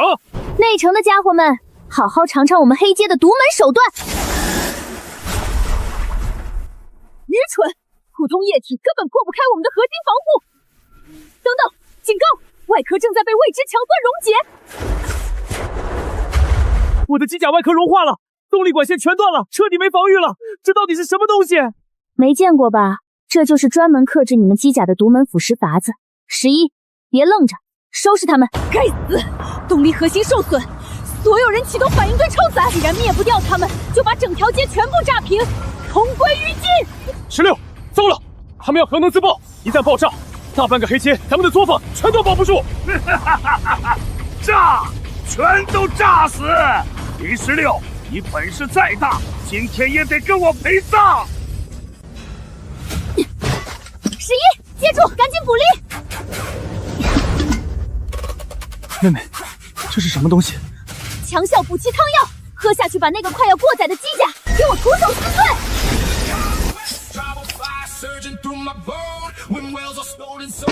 啊！我现在浑身充满力气，上，直接拆了这台机甲。检测到高能生物体逼近，警告，给我停下！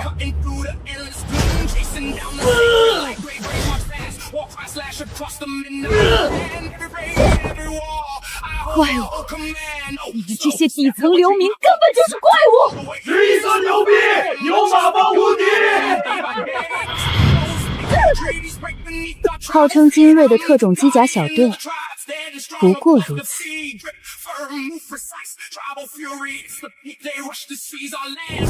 华莱士，你的靠山已经没了，现在我们该好好算一算旧账。想跑，把命留下！不用追，让这些残破机甲回去，正好让李氏亲眼看看他们惨败的下场。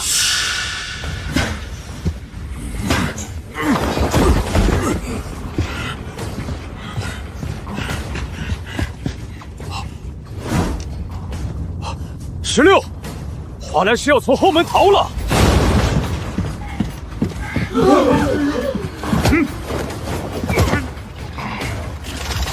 全都别动！谁敢上前，我直接打死他！16，拿普通人当挡箭牌，你也太卑鄙无耻了！马上给我准备一艘满能量的悬浮飞艇，大不了同归于尽。年前你废了我的精神力，如今还想残害黑街百姓，华莱士根本不配为人！哼！会后给我跪下，不然我真开枪！你的枪蓄能还要半秒，在你扣下扳机的瞬间，我有上百种方法让你死无全身。你不妨试试，是你的手快，还是我的手段快？老子杀了你这个贱人！我的腿，我的手，我的能量怎么全消失了？你对我做了什么？一根废钨丝，一把钳子，3天时间打磨，配不配药方取决于书里写的东西，结不结经脉取决于我看了你3天的行动记录。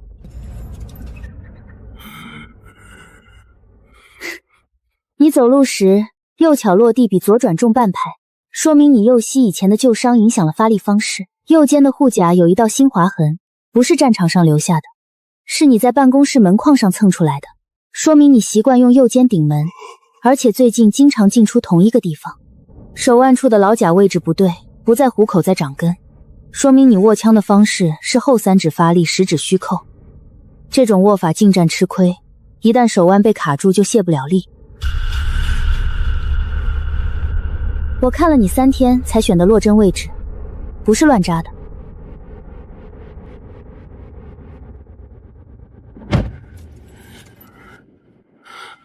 华莱士，你也有今天。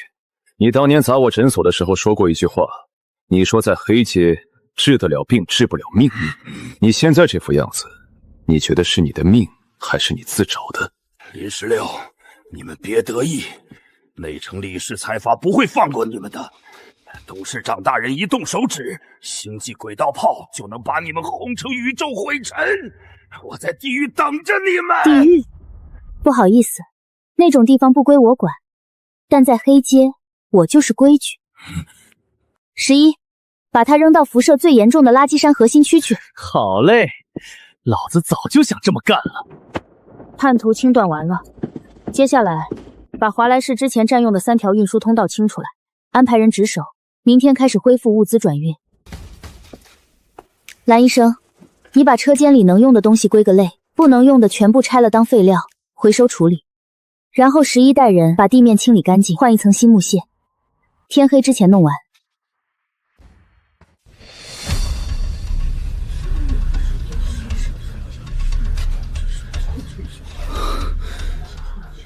16，这堆烂铁怎么处理？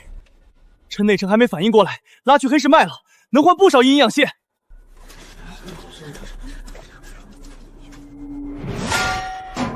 卖废铁，那叫败家。11哥，把这玩意儿的动力核心给我掏出来，配合蓝医生的发电机，今晚我们要电网发电。16老大，发电那可是内城老爷们才能用的东西，咱们黑街到了晚上不都是摸黑熬着吗？从今天起，黑街听我的，牛马帮第一条福利，彻底告别摸黑。哥，动手！哼，得嘞。16，发电镜组对接完毕，但这核心的燃料撑不了多久，内城的能源卡我们没办法补充。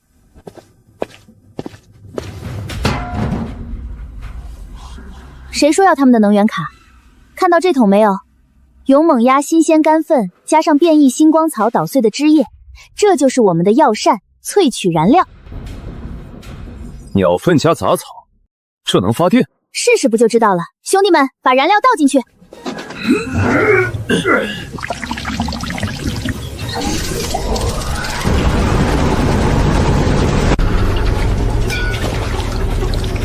稳住！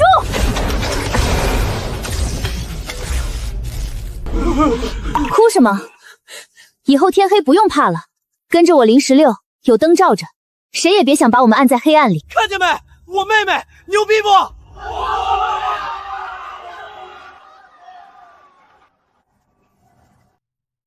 ？16，内城刚发了全网公告，说我们黑街遭遇重度精神污染，切断了营养蟹药品工具的供应。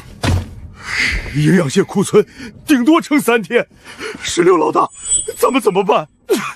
这群黑心的东西，正面打不过就想饿死我们。16，我带保安队去抢他们的补给线。抢，天天就知道抢。11哥，你现在是保安部高级 VP， 做事要讲合规性。那是什么玩意儿？通知下去，用净化过的污水大面积种植黑街特产的变异石菌，菌母晒干打碎，掺入净化过的星光草根干，做成废土菌菇饼。一饼顶1天，还附带抗辐射效果。精神力没有排斥反应。16，你这脑子到底怎么长的？这叫产业结构转型。来看看新出炉的员工手册。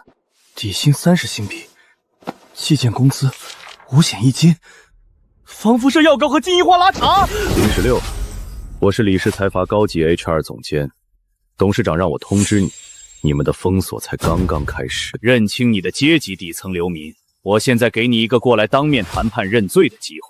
谈判啊，行啊，总监大人，带上你的团队过来吧，我给你们准备了黑街特产职场真化折耳根汤，保证让你们不虚此行。16老大，今天的产量翻倍了！大家伙为了那碗白米饭，昨晚愣是没一个人睡觉。积极性很高，但质量不能松。菌菇根部有黑斑的不要混进去。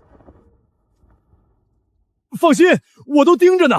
谁混黑斑进粉碎机，我扣他半天工。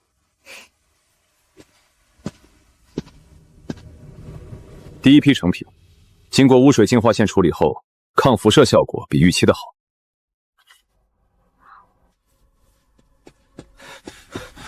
16，北边摸进来一队人，穿内城制服，带激光枪。领头的说，自己是奉 HR 总监的命，来实地评估谈判环境的。实地评估，那就是来踩点的。多少人？6个，武器装备精良。6个就来踩黑街，他们是不是对踩点这个词有什么误解？还有个事儿，他们现在已经被拦住了。被谁拦住了？你自己去看吧。就是你们想断我们的供，想耽误老子拿季度优秀员工奖，想抢老子的白米饭。疯了，这群流民都疯了。我们只是来侦查的。侦查？你踩坏了老子刚挑来的净化肥，这算重大生产事故，扣了老子的绩效，你赔得起吗？我说了吧，根本不用保安部动手。你是 HR 总监派来的，他对黑街的评估结论是什么？能不能打？他说评估完环境再决定要不要用武力镇压。那你回去告诉他，黑街的环境评估完，结论是他敢来我就敢收，滚！工友们干得漂亮，全员记大功一次，今晚加餐，每人多发1碗凉茶。侦察队回来了，回来了，董事长，下午3点多回来的，6个人。身上都有不同程度的伤，队长的左臂骨折，有一个队员头部被钝器击伤，现在在医疗部缝针。其余4个人都是淤伤和软组织损伤。6个人，1个侦察小队，进不了一条流民街。侦察队带回来的消息是，那些流民的状态不正常，他们进入黑街外围之后，大约走了不到300米就被围住了。侦察队长说，他们还没反应过来，围上来的人就已经开始动手了，用的不是武器，是铁锹、水管、废铁条。队长说，那些流民不喊话、不警告、不交流，上来就打，而且有组织。前面的人动手的时候，后面的人已经封住了后退的路。侦察队的人有没有开火？没有授权。侦察队出发前的规定是只侦察不接触不开火。他们被围住的时候试图亮明身份，对方没理。侦察队认为对方在行动之前就已经知道他们会来，提前做了部署。一条流民街提前部署。部署这件事需要情报。情报是哪里来的？谁告诉他们的？还在查。侦察队回来之后，我们调了最近2周黑街外围的所有通讯记录，没有发现异常的频段和流量峰值。侦察队出发的时间是昨天傍晚决定的，只有6个人知道具体时间。宣传部那边没有提前接触过黑街区域，目前没有查到信息泄露的渠道，不需要渠道，他们只需要知道最近财阀会派人进去这件事。知道这件事的人很多，你说没有查到泄露渠道，是因为你查的渠道不对。你把范围收一下，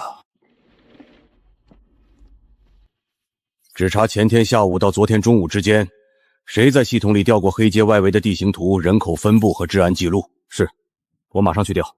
调完地形数据之后，把宣传部的人叫过来。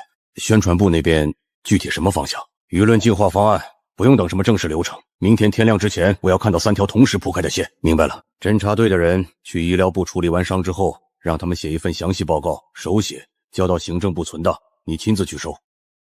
收完之后直接拿给我，不要让行政部的人经手。是。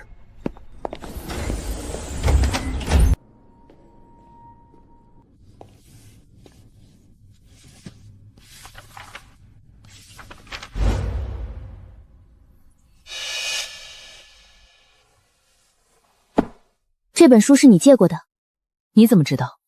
那一页的笔记跟你现在写的这道题的符号是一样的，你撕走了那一页。另外，你肩章上那个标识，药剂师分支的学员，在军校里不太常见。我撕的那页是错的，书上的配方比例标反了。你如果照着做，做出来的不是药粉，是催吐剂。你怎么知道是错的？因为我写的。这本书的作者是我姑妈。她写那本书的时候喝了太多酒，有一节完全写反了。我撕掉那一页是怕有人照着做把自己药死。你是关家的？关平，第一军校药剂师系3年级，平时课程是配药、战场急救和军需药剂调度。药剂师协会那张挂了3年的1级药剂师最低年龄资质争议提案，是你牵头写的？你看过那份提案？看过。结尾有一段话写的是年龄与资质之间不存在线性关联，不是药剂师协会的措辞风格。那句话是你写的。药剂学新单，你如果之后考药剂师，别按协会给的参考书籍看书，你按这个书单看，3个月能顶他们2年。你在军校读药剂师，毕业之后是直接进军队系统还是走协会路线？军队系统挂名，协会那边做记录审核，两边都走，所以我知道协会的存档流程和军队的调动节奏。你想改资质条款，这2边你都得摸清楚。你刚才说想改写那个资质条款，药剂师协会那一套东西是你姑妈那一代人定下来的，你想改，绕不开他们自己人。绕不开就正面走。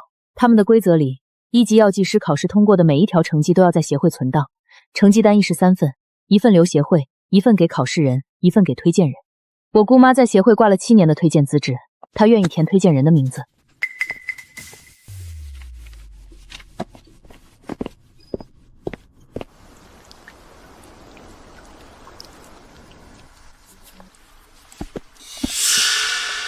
第3排书架最顶上那格，从左边数第7本，塑封没拆的那本，看一眼再决定要不要买。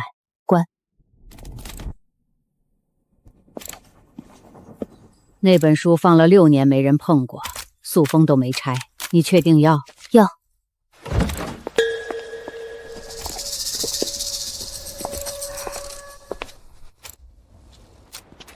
这个你拿着。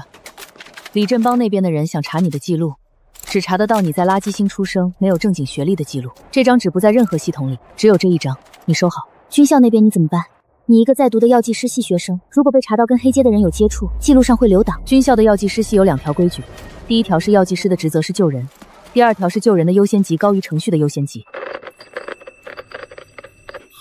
没声了，内城的台全没了，以前还能听到点风声的，那16老板的直播呢？也没了。内城的频段全被加密了。李振邦这次下的是死手，他把我们和外面彻底隔开了。那个信号塔呢？供电线路断了，我能翻墙进系统，但塔本身没电。最后一次通信是3天前，他说财阀最近在调一批军需物资，方向是内城军校，具体用处没来得及写。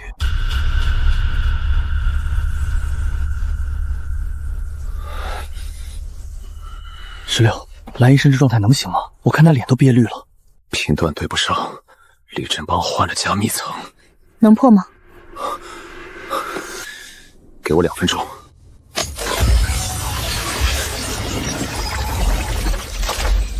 接通了，全程联网直播，把镜头对准黑街。林16，立刻关掉那个该死的大字报！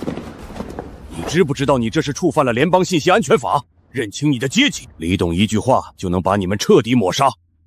总监大人辛苦了，阶级不阶级的先放一边，来尝尝我们黑街特产，润润嗓子再谈。少来这套，我不吃刘敏的垃圾。你给我喝了什么？李振邦就是个彻头彻尾的畜生，他不仅偷税漏税800亿星币，还强迫我帮他伪造财务报表。黑街根本没有重度污染，全是李振邦为了开发新能源矿故意倾倒的辐射废料。总监，你疯了？这正直播呢，老子没疯，老子要劳动仲裁他。李振邦年终奖只发虚拟垃圾币，自己却在内城买原生态小牛排喂狗，我咒他断子绝孙。很好，颗粒度对齐了，哥，把这位职场觉醒者送去休息，给他一杯水。16，你收到了吗？基因崩解机的数据收到了，但不全。你说他们在第1军校里动手了？已经动了。李振邦在部分平民学生的营养液里注射了升级版崩解剂，表面上看是精神力暴增，1周后基因链会彻底崩溃。有没有办法提前检测？我刚把完整的检测流程发给你了，你按那个。我被盯上了，你别回信，千万别撤。现在连军校的苗子都不放过。李正邦，你的福报快到了。16，赛博药山矩阵防御网闭环了，辐射垃圾当燃料，勇猛鸭粪当原动力，现在连内城派只苍蝇飞进来都得被刮一层油。16，我被盯上了，检测中心的加密档案我复制了一份，藏在旧面馆门口第3块砖下。关平，他说藏了东西在面馆，看来他在内城待不住了。关平冒死传出来的东西，不能让第2个人经手。你打算亲自去？我明天天亮就出发。16，内城现在到处都是你的通缉画像，虽然那画像画的不太像，但悬赏金额够让半条街的人盯着你。所以我穿这个去。你带这个去内城？习惯了，不带它我不会走路。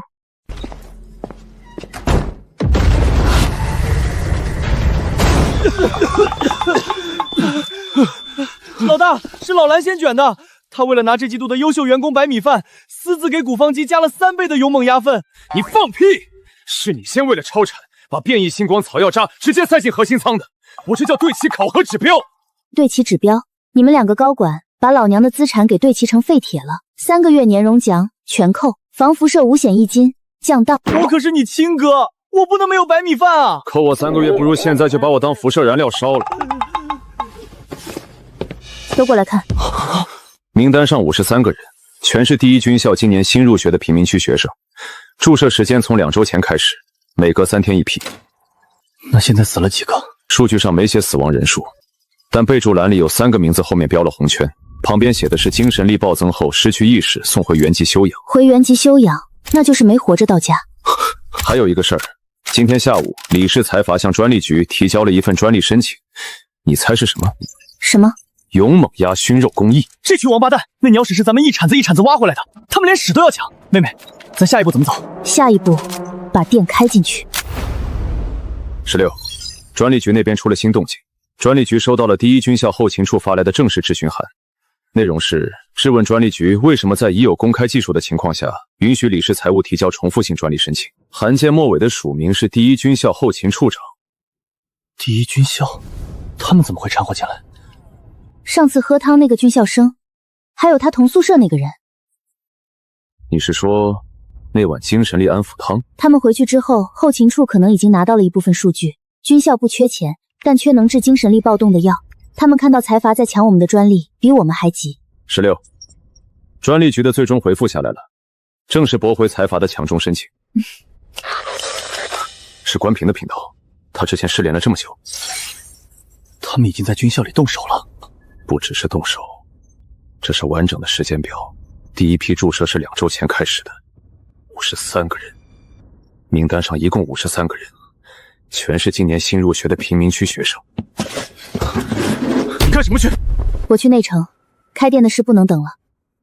位置在哪儿？关平之前提过一个地方，医学生物检测中心正对面有一家旧面馆，位置正好。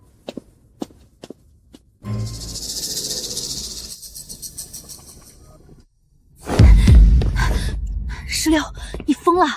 把店开在检测中心正对面，内城执法队天天在这一带巡逻。慌什么？证件办齐了，合法合规。李氏财阀手伸的再长，还能平白无故砸一个合法纳税人的摊子？你喝汤还是吃面？我哪有心思吃东西？今天检测中心刚送进去一批军校生的血样，全被财阀封锁了，连我都没权限调阅。先喝了再说。如果财阀那边已经完成了第一批注射，我们现在做什么都赶不上。赶不赶得上，试了才知道。你帮我盯检测中心那边，血样数据出了什么例结果，告诉我一声就行。老板，来2碗网上说的那种汤，头快炸了。刚出锅的，趁热喝。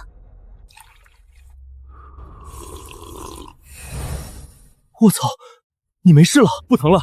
后脑那根筋不跳了，这汤是什么东西？就一碗汤，比财阀实验室的定向药剂还快，有效就行。下次别等到疼的试不了再来。我先走了，今晚老地方见。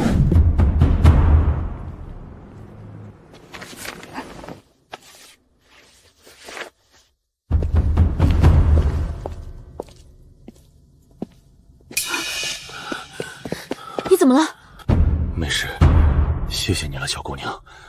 我坐一下就好，你走吧。你这是精神力暴乱前兆，我不管你，你可就直接嘎巴在这儿了。来，喝了这个。这是什么？梅毒，对你有好处，喝不喝随你。我感觉到我的精神力在修复，这太神奇了。你这里面到底是什么？就是一些草药，你之后可以去检测中心对面找一间药膳体验店喝一锅汤巩固一下。你是哪个大家族的顶级药剂师？我不是内城的人，我住黑街，我只是今晚正好路过。你救了我一次。停，别搞报恩那套，我忙着呢。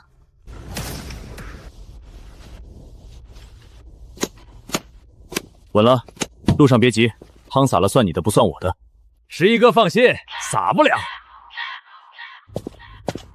16，路线都对齐了，只要内城有单，10分钟内绝对送到。骑手都是老熟人，路熟嘴严，跑得快。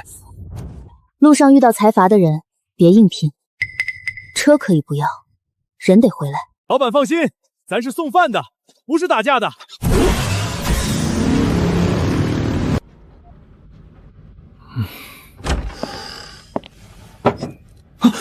别敲了，我背。这一页的星光华地乱公式还没写。16，你干脆一勺子敲死我吧，和治安队干将都没这么累。这些字他们进不了脑子。进不了脑子就用手抄，抄3遍，抄完再背。16，你以前从来不逼我学这些，你老实告诉我，为什么非要让我考上内城的大学？因为黑街太小了，李氏财团随手就能把我们困在里面。李振邦之所以到现在还没亲自来碾平这里，是因为他嫌脏。但如果有一天他觉得不脏了呢？那你教我。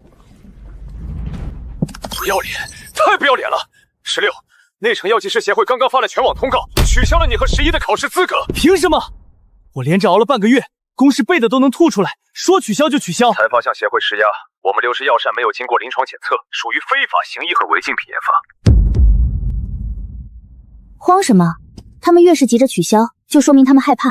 老蓝，别管他们，把直播打开。现在开直播？开。今天我要现场炼制基因稳定药膳。药剂师协会不是嫌我没临床数据吗？那我就在全网面前做给他们看。内城的各位高管老爷们，听说你们嫌我的东西不合规，那今天我就做到让你们没法吊销为止。第一步，变异星光草和甘蔗耳根按3:1比例混合，捣碎成细粉。这一步的目的是中和星光草里面残留的微量辐射。第二步，加入辣辣草粉，注意，辣辣草不能多，多了会烧精神力。标准用量是每升汤液加2克。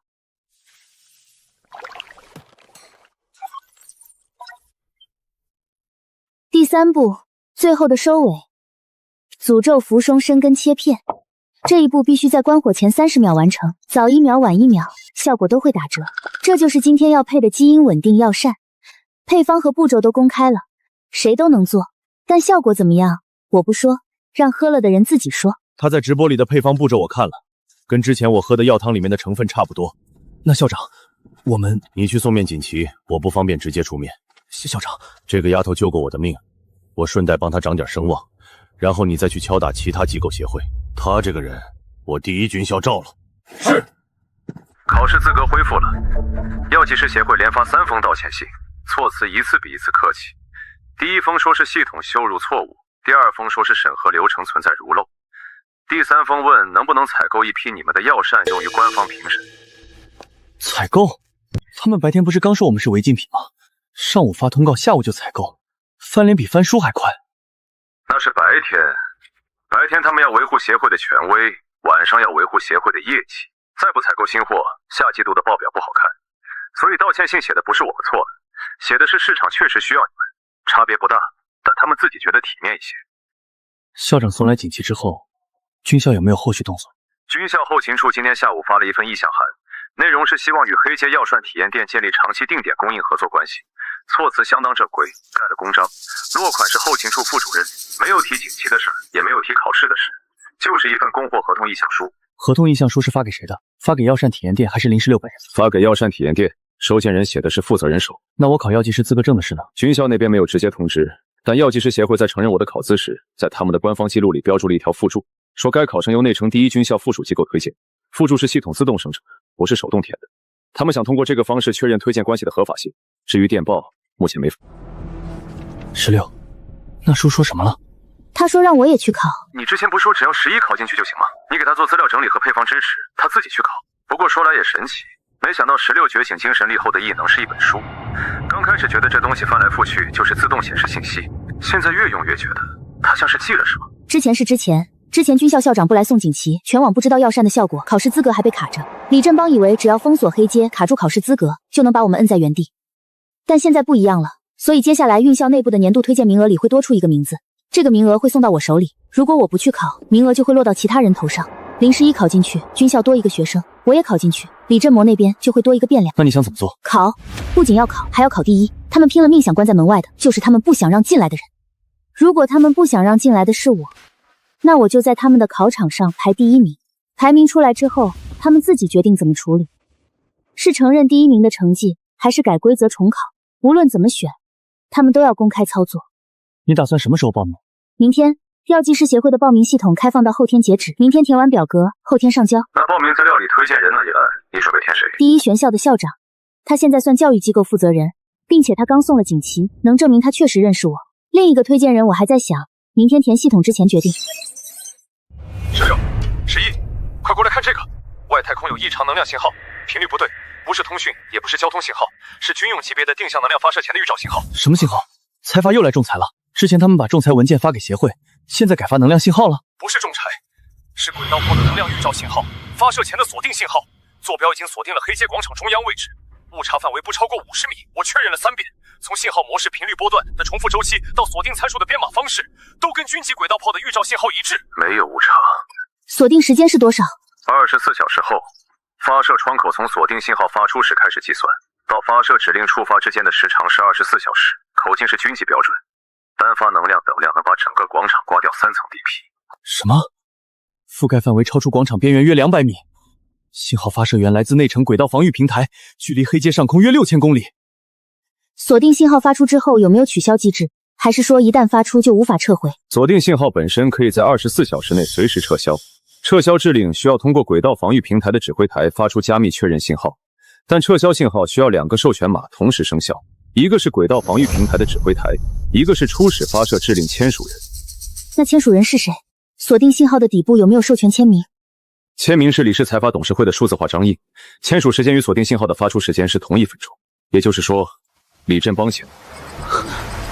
一些非法武装组织已被联邦定性为反联邦势力，鉴于你们顽固不化，拒绝归顺，24小时后，内城将执行轨道炮毁灭性清除。坐标已经锁定，你们愿意投降的，现在可以步行离开黑街范围，留下的人在清理执行前自动视为放弃生存权。轨道炮，那是能把整条街掀掉的玩意儿。跑啊！再不跑连灰都不剩了！都给我站住！慌什么？腿长能跑得过太空落下来的激光吗？从锁定到落地，你跑得到黑街边缘吗？轨道炮落地时间不超过10秒，10秒我能跑500米。黑街边离这里5公里。那你跑啊！你跑500米，炮落地你死；你站在这儿，炮落地你也死，有什么区别？跑不跑它都炸，先弄清楚炸不炸，再决定跑不跑。林16，交出核心数据和所有药剂配方，跪下认罪，我可以撤回命令。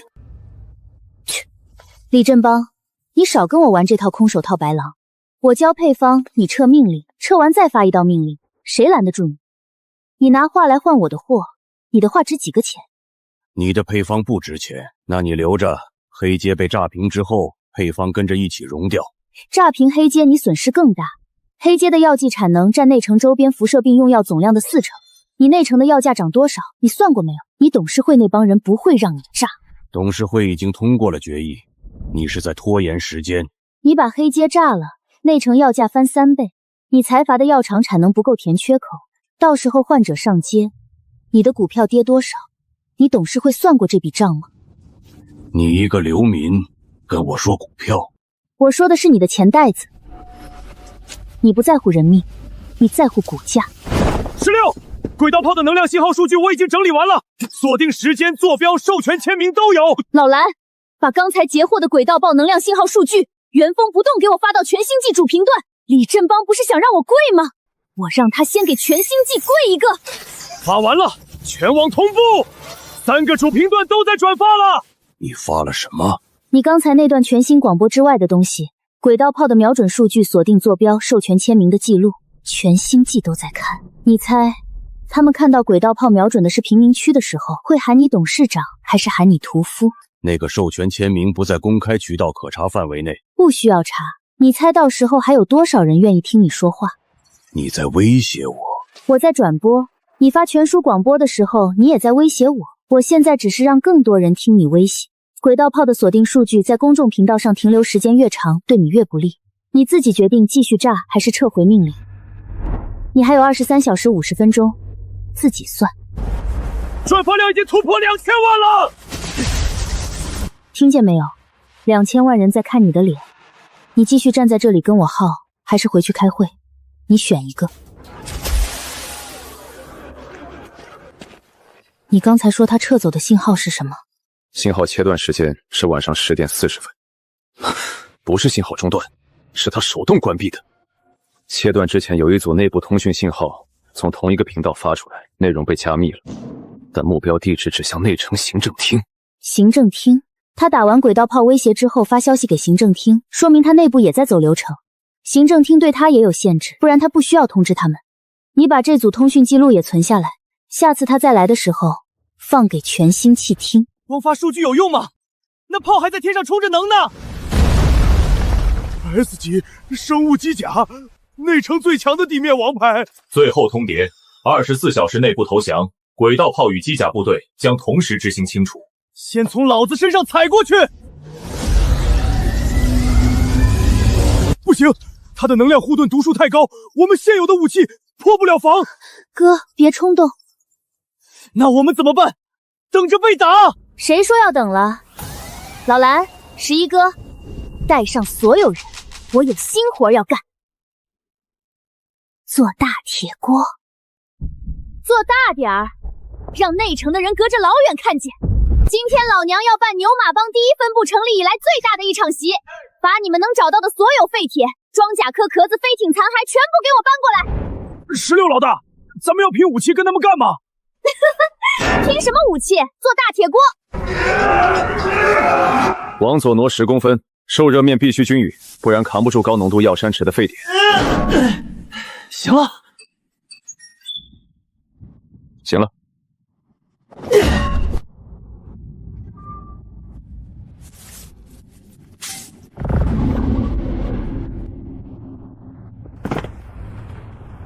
告诉所有人，今晚抓紧休息，明天天亮听我口令，正式生活。喝了，干得过就干，干不过就跑，别硬撑。得嘞。精神力波幅突破地级，还在涨，细胞活性翻了3倍。11，你现在感觉怎么样？感觉能拆2辆。能量刃被徒手接住了，不可能！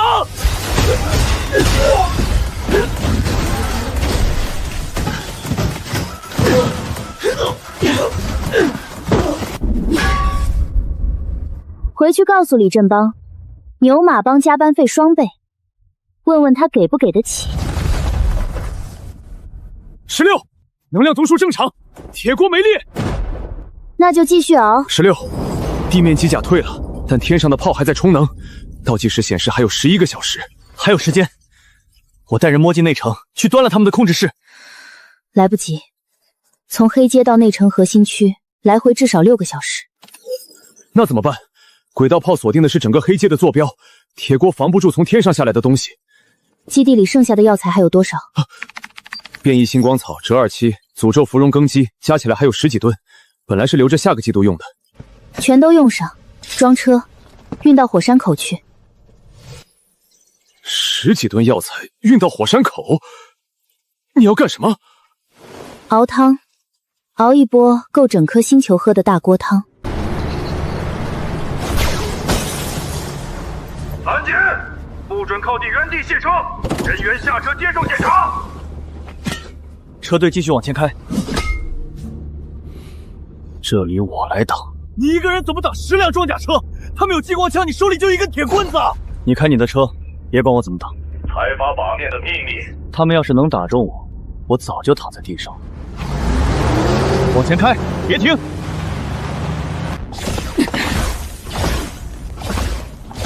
就一个人，你打不中。他移动速度太快，瞄准跟不上。刚才那一枪打在了他身侧半米。那就预判他下一步的位置再打，别等他停下来再瞄准，他不可能一直跑。你就这点准头？10辆车打不中一个跑直线的人。别管他说什么，瞄准了打。他这是在耗你的能量储备，别被他带着节奏走。他就是在转圈，每次变向都在我开火前的瞬间，不是运气，他在数我们开火的间隔。你们开一枪要等0.8秒才能开第2枪，我跑完这一步用0.6秒，你们打不中我。通知后面几辆车不要开火，等他停下来再锁定位置。他现在在车阵中间，你们开火容易误伤自己人。后面那3辆卡车已经到火山口了，你们现在追也来不及了。倒进去，全部倒。全倒？这些药材是我们3辆卡车运了2天的量，全倒进去会不会？倒。烧完一批再运下一批，现在不烧，等财阀的飞艇落下来就来不及了。可是这些药材熬成药膏，能卖很多钱，就这么烧了。药膏值钱还是黑街值钱？烧完这批能挡住他们的飞艇，比卖出几万盒药膏都值。动手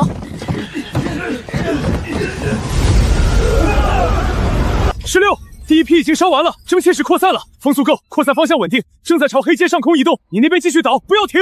第2排的箱子全部推到边缘，不用管岛的均不均匀，只要全部落到熔岩上就行。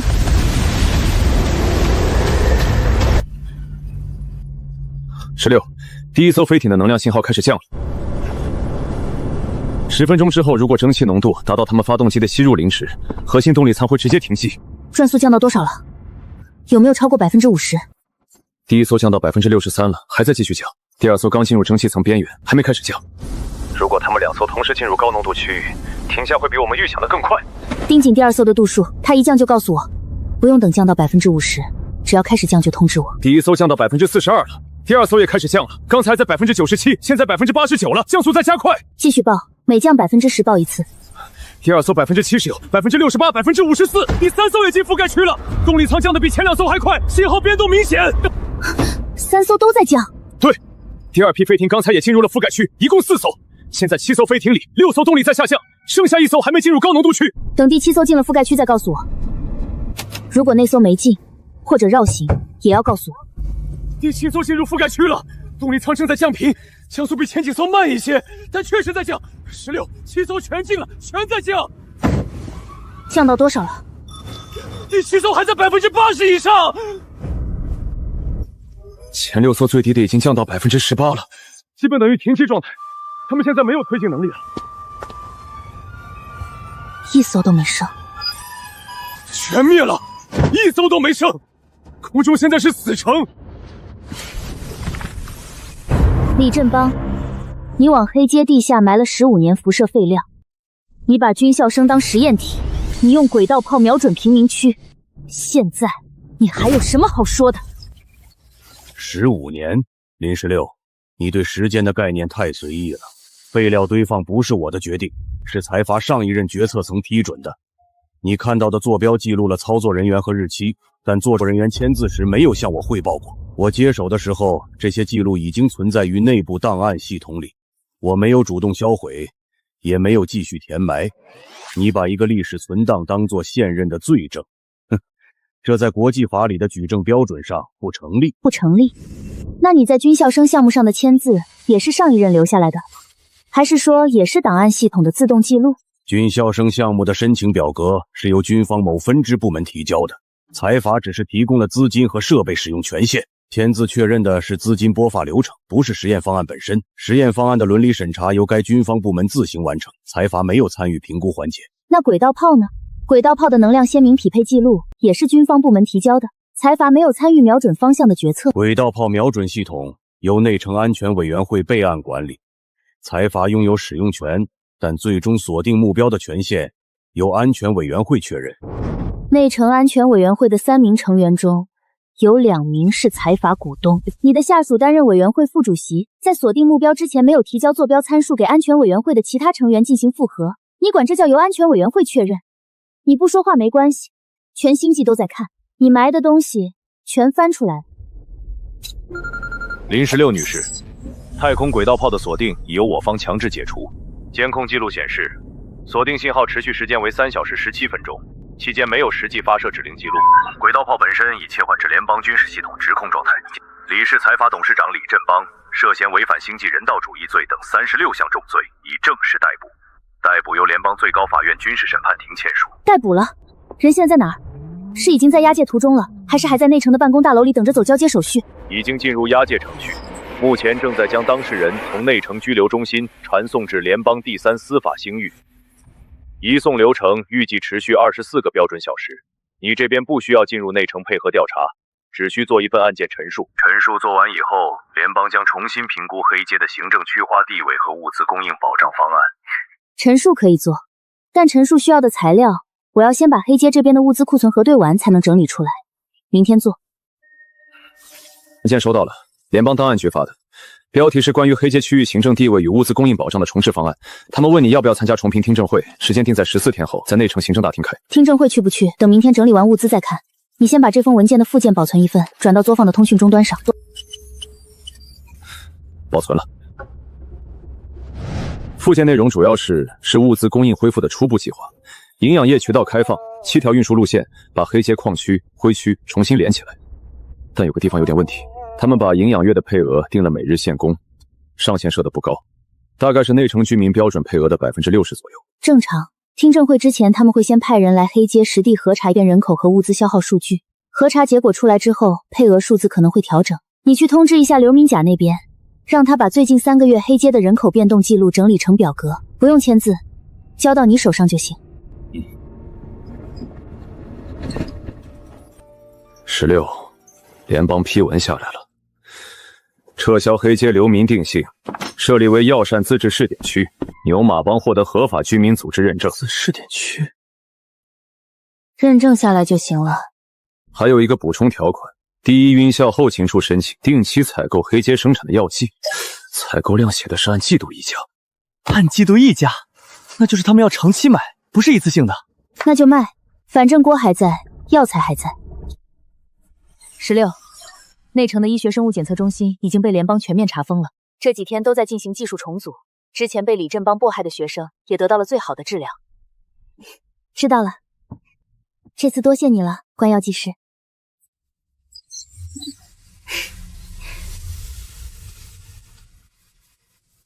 老蓝，11哥，黑街的事儿算翻篇了，接下来咱们也该去准备我们自己的终极考核了。老蓝，你倒是摁啊！卡在这儿一动不动，我现在后背全是汗。11，你别催，我这正在调配节点的心理防线，这要是没过，咱们黑街可就少了一个机械高管了。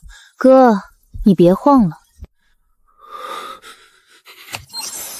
中了！11考上了！我这种在大街上刨垃圾、抡钢管的流民，也能去奥菲斯星上大学了？真考上了。11哥，从今天起，你不是什么垃圾星的流民，你是正儿八经的机械工程系高材生。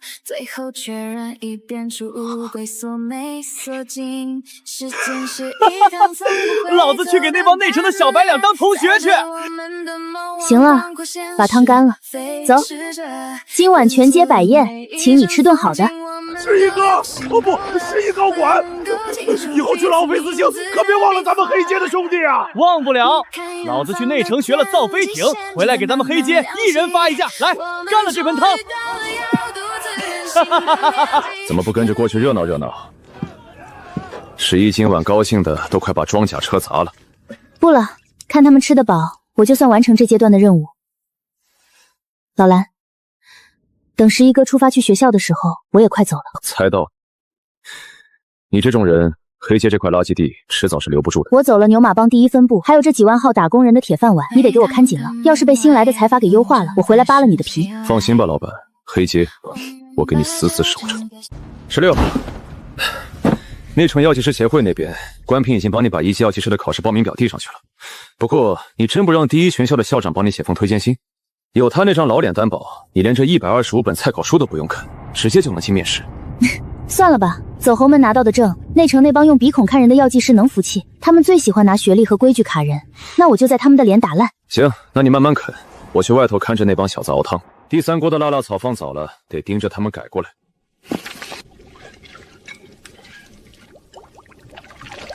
第3锅辣辣草放早了，你先把火关小半圈，下一锅等水烧到冒小泡了再放草进去，放完搅3圈，别多搅。懂了，3圈，不多搅。看完了？还差3章，今晚能看完。你把那本星际药剂学基础翻完的时候，你在低温萃取那节画了一行线，那节有什么问题？低温萃取那节第3段举例用的是汉罗壳提取物，但汉罗壳的有效成分在40度以上会分解。如果按照他写的低温标准来提取，实际上什么也提不来。我查了附录的参考文献，那条引用来源是错的。你一个考生，看校考书还能找出编书人的毛病？找出来总比考试的时候才发现好。你继续盯着他们熬汤，我上去把最后3章看完。唉，前世被老板逼着天天加班到凌晨4点，没想到换了个世界，老娘还得为了考试熬通宵。行了，连你都催我睡觉。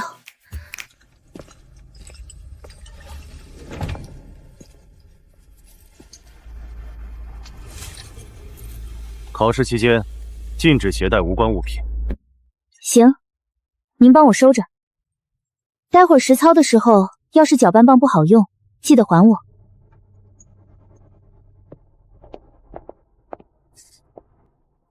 不称重，这里是考场，不是黑街。药性凭手感，这株采的早，含水量偏高，我按手感去水，才得出实际的有效含量。时间少了4分钟，省了什么？省了静置沉淀，我直接用控温替代，先83度，再升到86度，玄羽无会自动沉降，效果一样。实操你排第2，因为没用称量设备，合规性扣了1.5天。用称量设备就会错过加热窗口。排第1的3号涮学生，温度曲线平稳吗？你没器具，怎么知道他的情况？他2次大幅调整加热旋钮，目标要是84度，他肯定超温波动过，成品不稳。面试结束，你满分通过了。带走的药材我都封好了，变异星光草和甘蔗2菌各10包。奥菲斯星那边药材贵，自己带比现买划算。明天的非洲票我买好了，3张。第3张退了吧，我就不去了。黑街这边的事还没完全理顺，自治区的文件刚下来，需要一个认识人盯着。这个你留着，配方都在你脑子里，权限我已经给了。以后内城那边的采购单来了，你看着签就行。阁楼第3个铁皮柜里有2本手写册子，一本是药方，一本是配比记录，你留着用。你的诊所如果缺人，让老李叔那边调2个人上去帮忙。知道了。你那个药剂师招牌放着也是放着，该用就用。哥，走了，回去早点睡，明天要赶早。